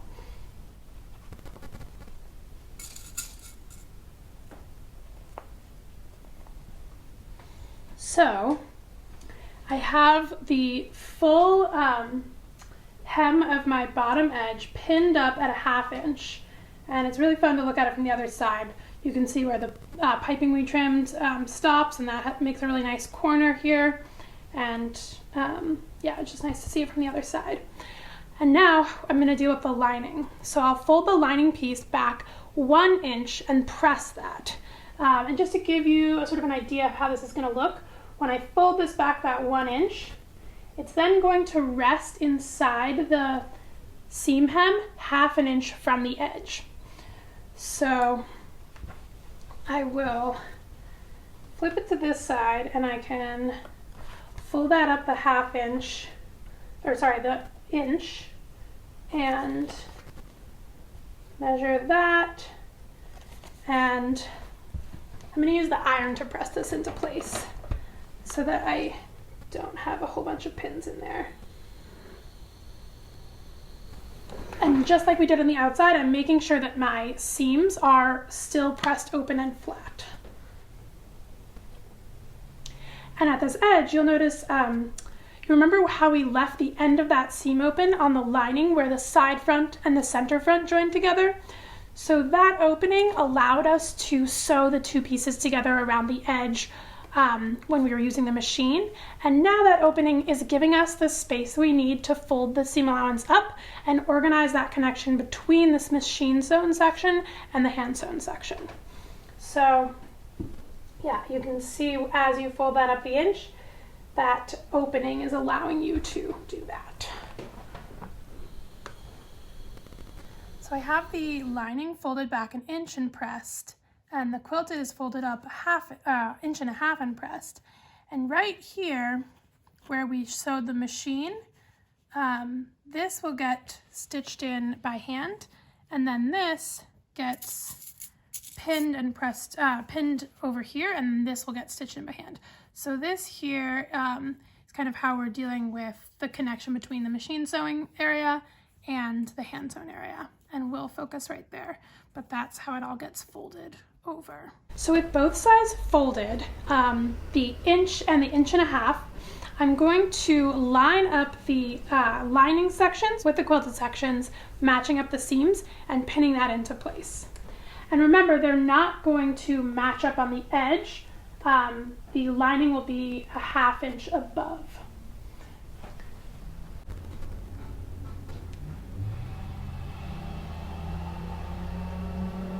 And as you're doing this, obviously remove the pins that were holding the lining up, or the quilted part up, because you don't want a pin stuck inside of your jacket when it's finished. So I'm starting this just by lining up those seams, and then I'll go back and pin in between the seams.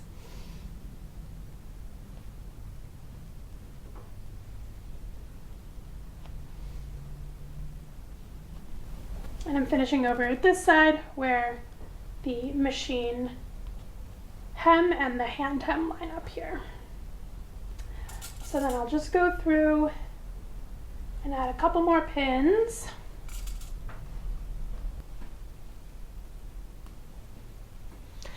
So at this stage you can actually pick up the jacket and you can see how nicely the lining is falling from the collar to this hem.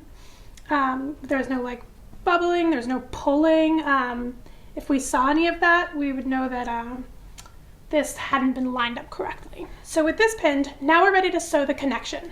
So take a long piece of thread from your machine. Basically, I want to go about a full wingspan of thread. So I'll go like that. I want to be able to do this whole hem in one, but having too much thread is frustrating to work with. So I'm going to take this and thread my hand sewing needle, and the goal of this stitch is to connect these layers invisibly without seeing any sign of the stitch from the outside.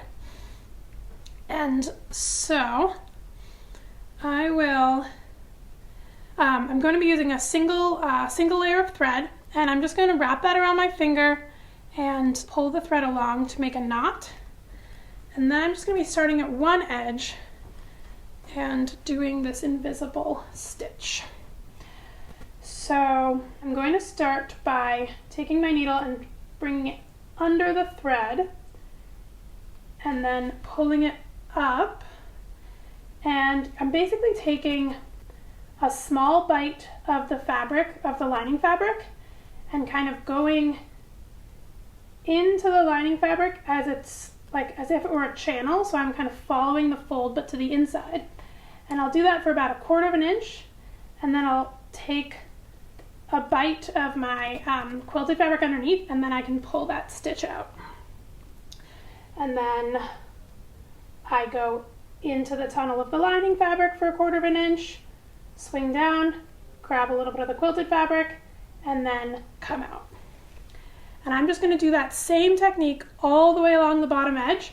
And I'm also stitching this side here where the lining fabric seam allowance lines up with this piping.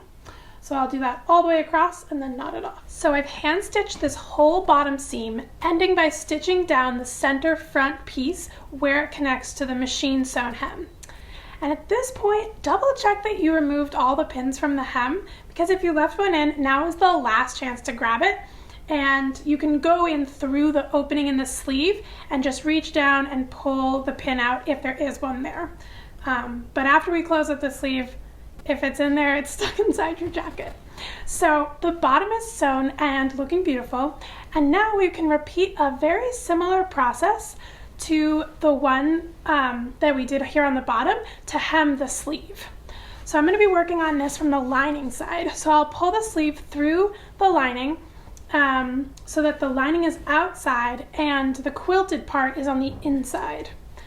Now, you probably noticed as you were sewing the cuff that the piece actually flared a little bit out towards the end. It tapered and then flared. And that last 1.5 inches is where it flared. And when we fold that over, the piece is going to nest in on itself kind of perfectly. Those shapes will really line up. Before we fold that, we're going to trim the seam allowance down to 1/8 inch to reduce the bulk, like we did on the bottom. So I can measure that, and I'll just trim the seam out 1/8 of an inch on either side. And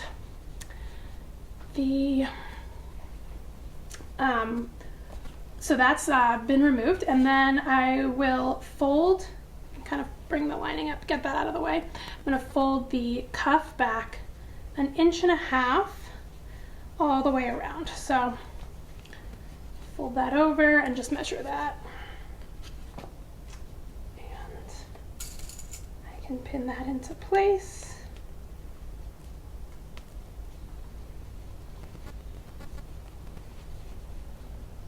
And once I have that folded back 1.5 inches all the way around, I'm going to do the same thing with the lining that we did on the bottom hem, and I'm going to be folding the lining over 1 inch. So this is a little bit tricky to work with because it's kind of to the outside, but I can put the quilted part kind of inside and deal with folding this lining back 1 inch, and then I'll stack them. So just going to be measuring that, and I can press it into place.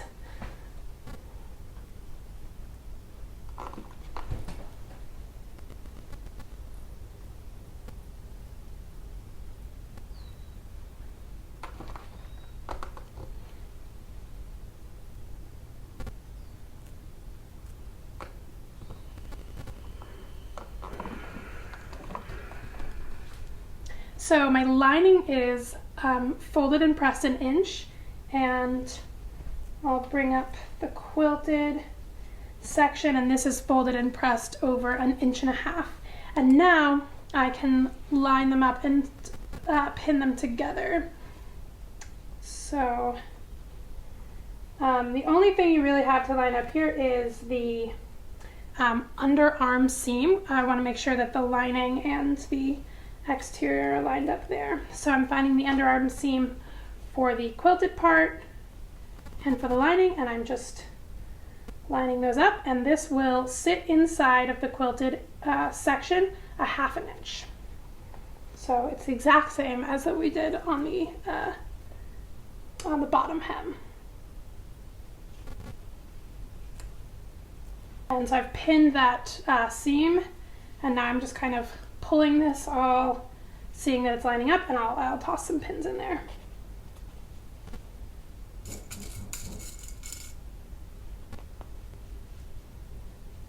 So at this point, I have the lining pinned all the way around the cuff, and I'll start my hand sewing technique.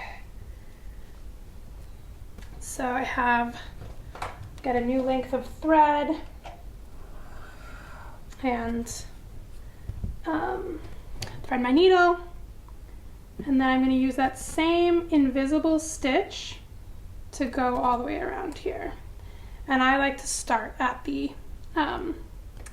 seam, at the underarm seam. So start by coming up there, and just like we did on the bottom hem, I'm going to put my needle along that folded edge of the lining about 1/4 inch, and then pop out and take a little bit of the quilted fabric, only getting the folded over layer and never even coming close to getting my needle through the front of that fabric. So just doing that all the way around the edge and tying it off.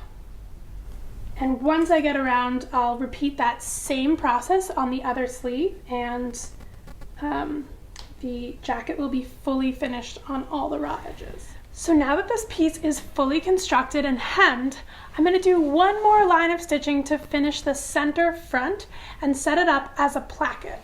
So I'm going to sew down the front edge, connecting the front facing layer and the exterior layer to stabilize that and make it so that when we put the snaps on, that will be stitched together. So I'm going to pin that edge, and I'll make sure that the seam between the lining and the quilted section is at the very edge of that folded front part. So I'm just lining that seam up, and I'll pin that into place.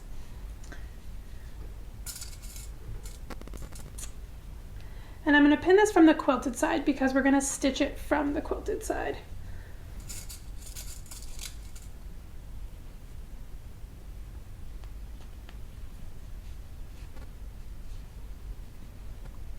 So I have this pinned, the seam is at the very edge of the folded edge of the piece, and I'm just going to top stitch from the front side, and I'm going to follow the quilting line that's already running up the front of the piece.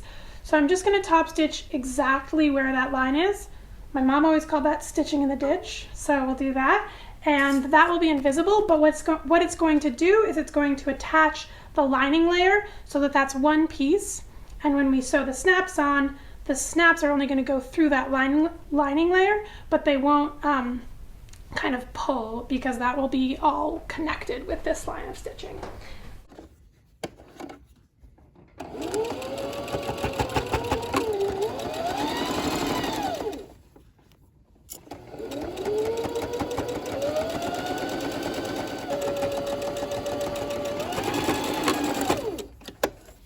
So here I have the line of stitching I just added here, and on this back side, on the inside, you can see that it's holding the lining in place. So we have the jacket that's hemmed, and we just sewed the line of stitching down this front seam, and we did that to set up our placket. So a placket is basically this part of the jacket or shirt, and we're going to sew snaps onto this so that the placket will overlap and be able to snap shut if you don't want to use the belt to close it. So on women's garments, jackets always close with the right side of the garment over the left. So you can see that on my shirt, the right side is over the left. We're going to do the same thing with the jacket. So that just means that these two sections we just sewed are going to overlap each other, and this side here is going to be on top. So just to know that, that's sort of how we're going to set this up, and we're going to then sew one side of the snap onto the right side and one side onto the left side. And the snaps come in two shapes. So there's this kind of heftier piece that's got the rounded top and the hole, and then this lighter piece that's got a sort of a flat back and like a protrusion, and those fit together. So the side with the hole we're going to put on this side of the garment, and the side with the flat back we'll put on the top overlapping side of the garment. So before we get to sewing those, we just have to set them up. So I want my top snap to be kind of right here at the neckline. So I'm going to be putting a pin in right there to indicate that for myself. And then the spacing for the snaps, we have 5 of them. Looks really good with 4 inches in between. So use my seam gauge to measure down. Do that in parts. There's 2 inches, and then another 2 inches, and then I'll just put a pin across there and measure the next one.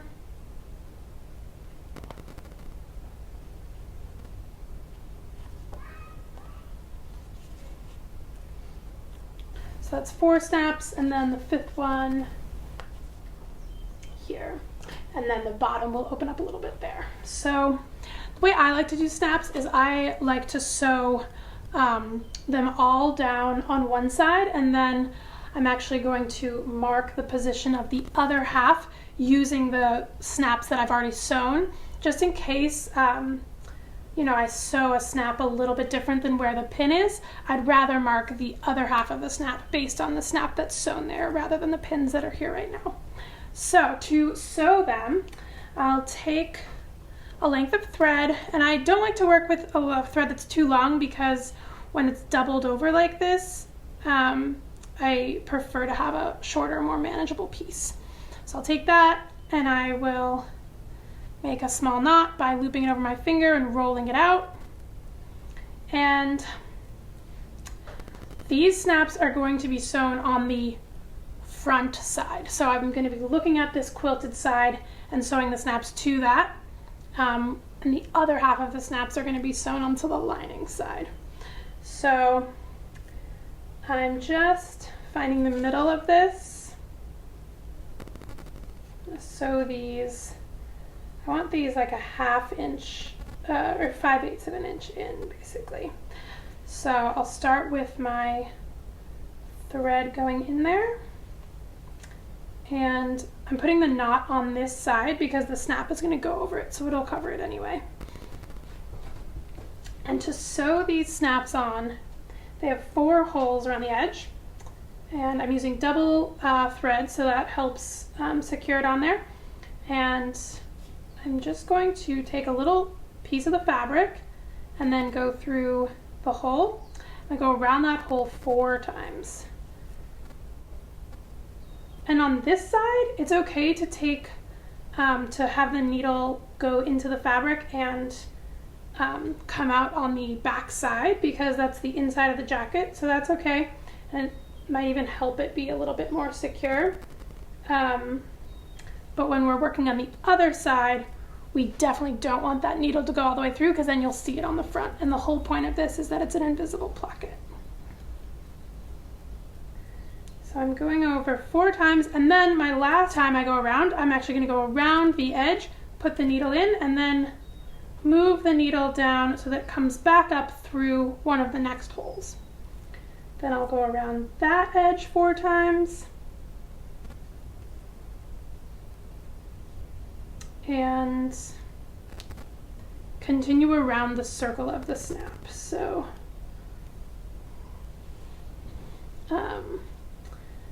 now on my 3rd hole on the side here, I'm just taking little sections of the fabric below and stitching around that metal edge.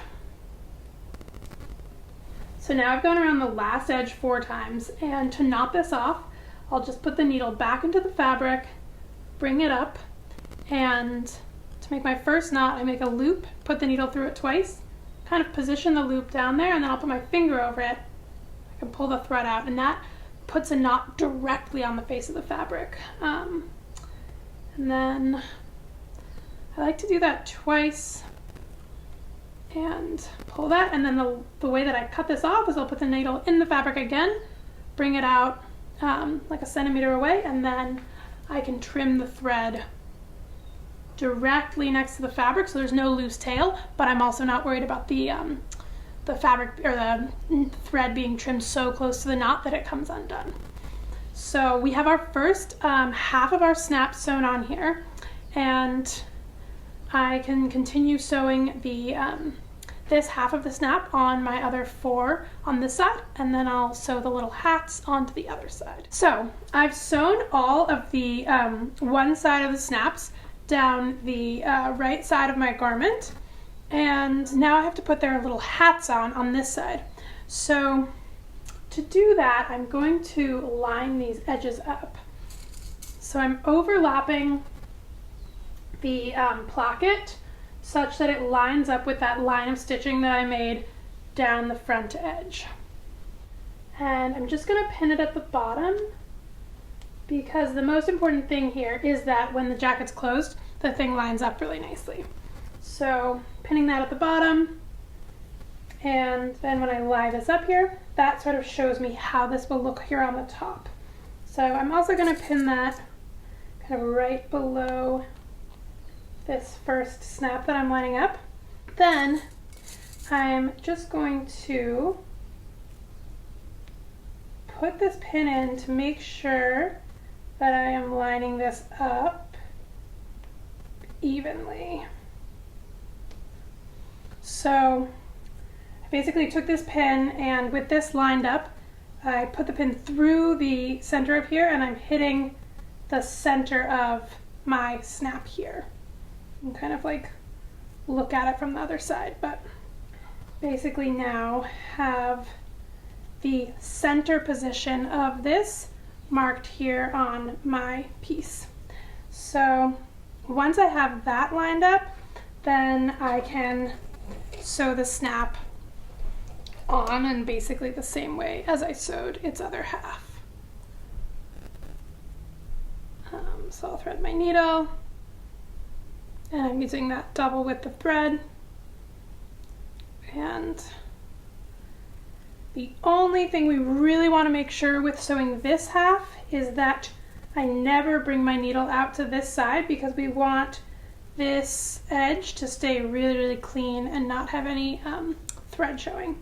So again, this here is marking that center position of my snap.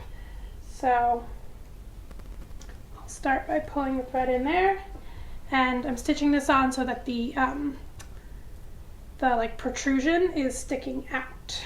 So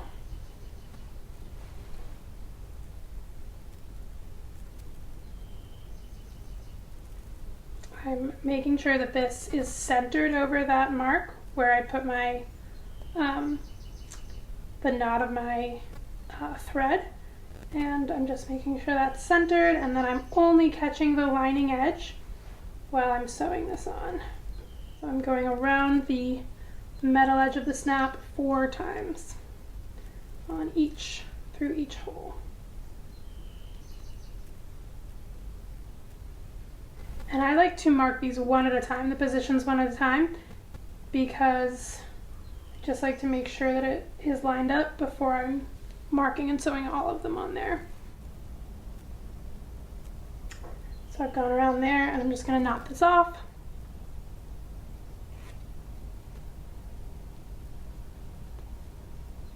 And then I can clip the end of the thread here. So with that hat sewn on to this side, I'll take this pin out.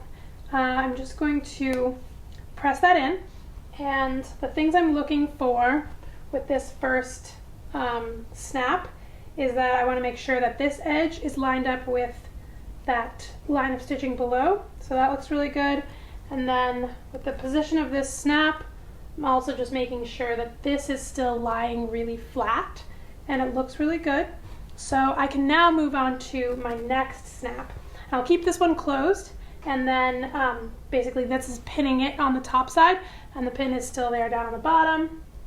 And I can kind of peek under there and sort of look at where this might be, and press my needle or my pin through, and that's looking really nice and lined up with the snap below it. And then I'll just sew the top of the snap on here, and I'll move down and continue to snap them together and sort of continue to line them up, and that's how I'll mark and position each of the caps of the snap and put them on.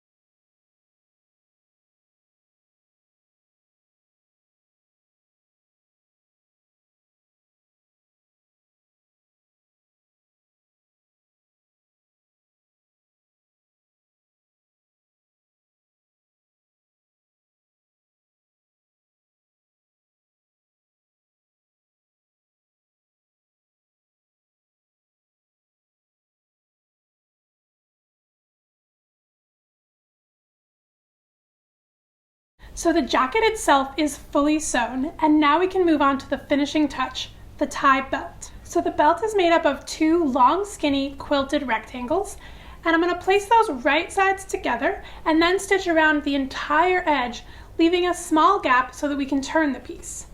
Once the piece is turned right side out, I'll run a few lines of parallel top stitching down the length of the belt to give it a finished look and some added structure. So we included a tool to help with this process. This turning tool will clip into one side of the belt piece and then run on the inside and come out the small gap that we'll leave in the stitching.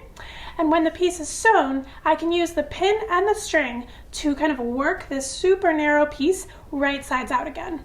This comes in really, really handy.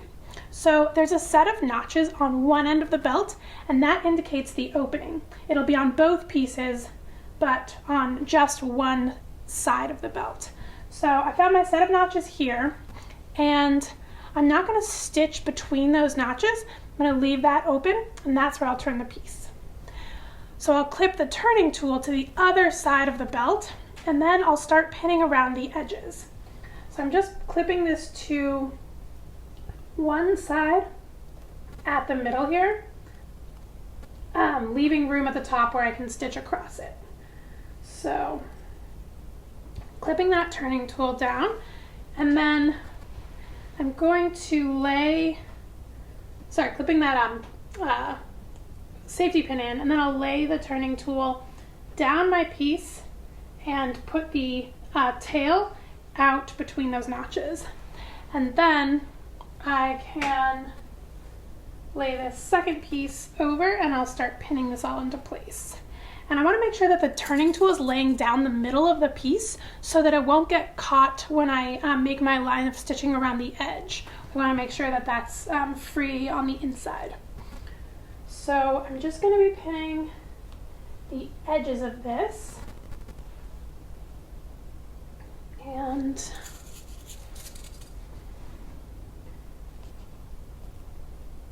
can pin down one side,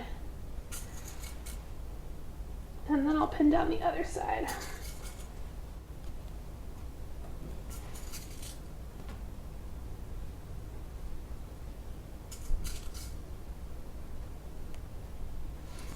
So right here I've gotten to my set of notches, and I'm just going to mark either side with a double pin so that I know where they are.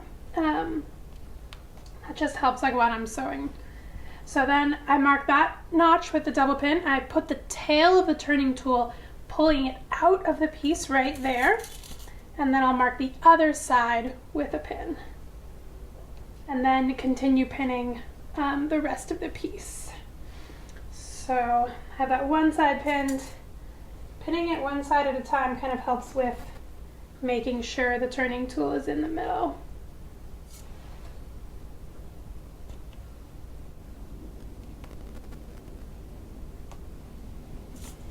So with all this pinned, I'll bring this to the machine and start stitching, and I'll start from one side of the opening, being sure to backstitch here because these stitches will get some stress as you turn the piece.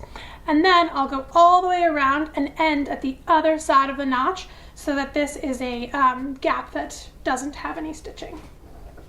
And the seam allowance here is just 1/4 inch, and we made the seam allowance smaller in this instance because the piece is just so bulky, and it helps with that turning process to have those narrow seam allowances. So that's indicated with the notches, but just so you know.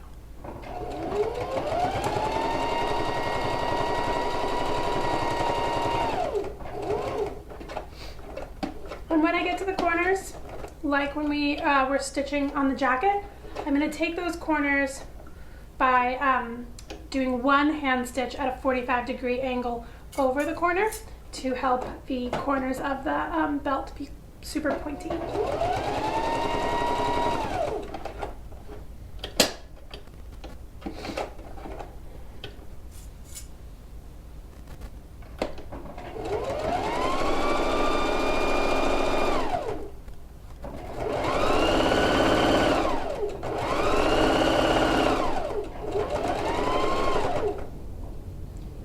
Stitching this, I can feel my turning tool. So if you're worried about it getting caught in the line of stitching, you should be able to feel it in the center, and just if you feel it close to where you're stitching. Just kind of push it over.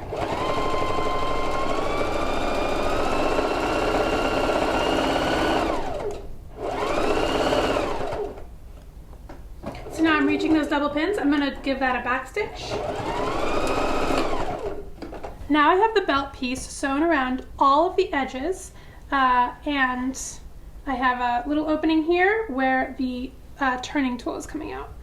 So I'm just going to clip the corners at a 45-degree angle, and once those corners are clipped, I can use the string of the turning tool to help guide the pin side on the far end, like into the tube, and I'll get that started with a turn here, and then I can use the string to kind of help pull that. Because of the bulk of the quilting, this turning process might be a little tricky, but once you get the piece started, it should move along. But don't be frustrated if it takes a little minute to get this going. So basically I'm kind of pushing the pin kind of down and then turning the piece. So I'm really just starting turning this inside out here. And you want to be pretty gentle with the pin because it is a pin and it can open, and that is not fun. So kind of just gently feeding this into itself. And the quilting does make this a little bit tricky. So as you can see here, I've started this piece turning it inside out, and that's the hard part. So now that this is like the corner has been turned and this is now going in the inside, I can use the string to sort of gently start to slide this piece so that the pin is attached to through the tube, and it'll kind of turn itself from here, which is really nice. So I'm just holding the outside and sliding the piece gently through.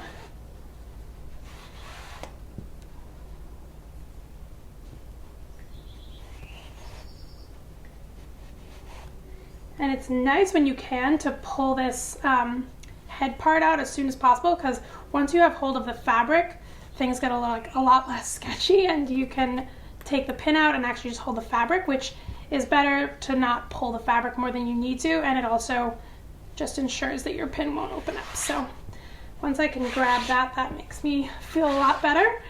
So if this whole part turned, and then I just have to turn this part by hand, but that's okay because it's easy to access through the gap that we left at that end. So I'll just sort of use my fingers to turn that end. And if you want, you can use like a tool like some scissors or a pencil, make sure they're closed, to sort of help push the very end of that to the outside. You can kind of use that to help push the corners out as well.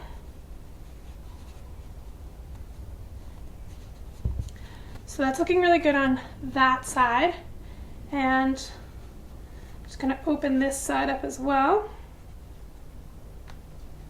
You can also use a pin to sort of help pick this out, and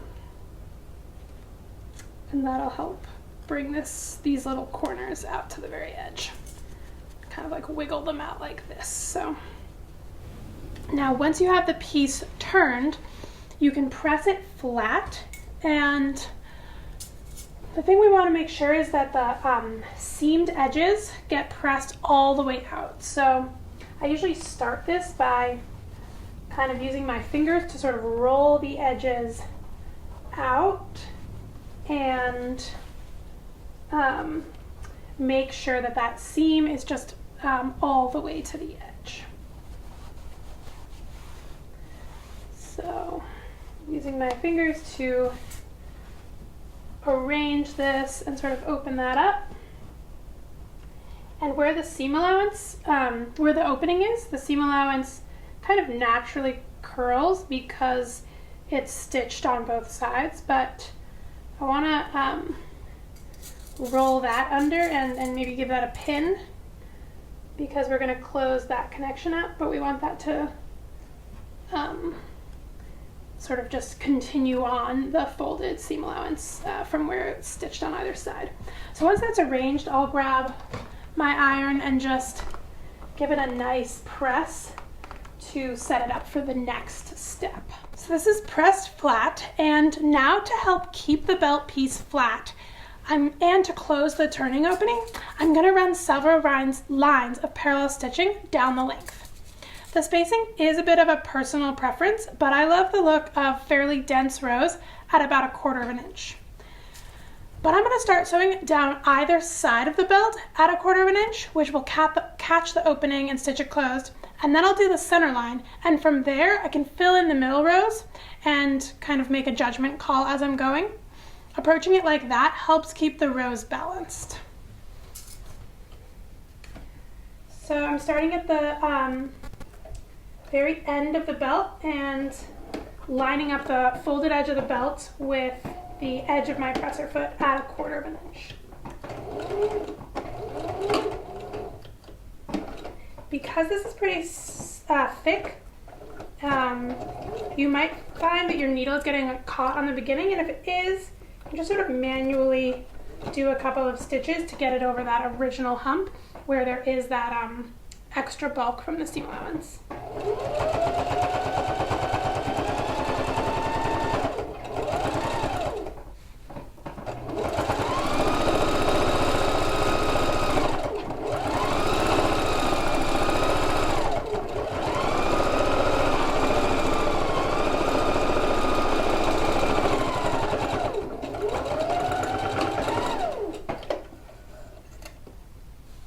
So that first line of stitching down one edge, and then I'll do the other edge.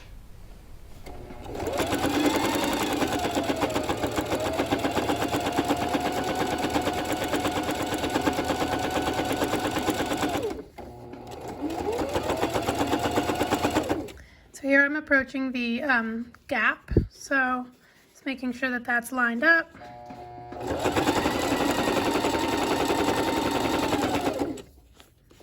I'll just run the edge stitching right along there.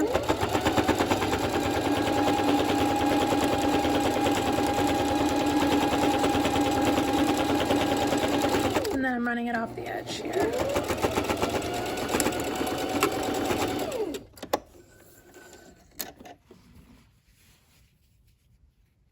So you can see that gap is neatly sewn up. So that's really nice. And then now that I have both edges stitched, I'm gonna run my center line, and I like to do that next because it doesn't really matter to me how far apart these are, I just want them to be even. So once I put the center line in, then I'll put 2 more rows between the center line and my edge rows, and I can be sure that that will look really good. So I'm just looking at this here, just looking at those 2 rows compared to where I am.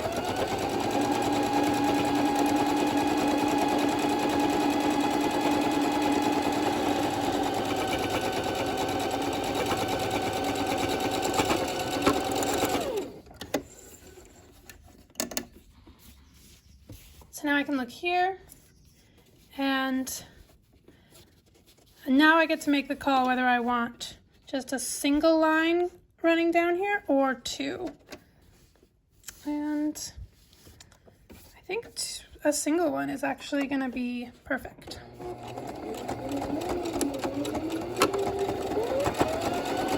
So now I'm lining my foot up and just running it through these stitches.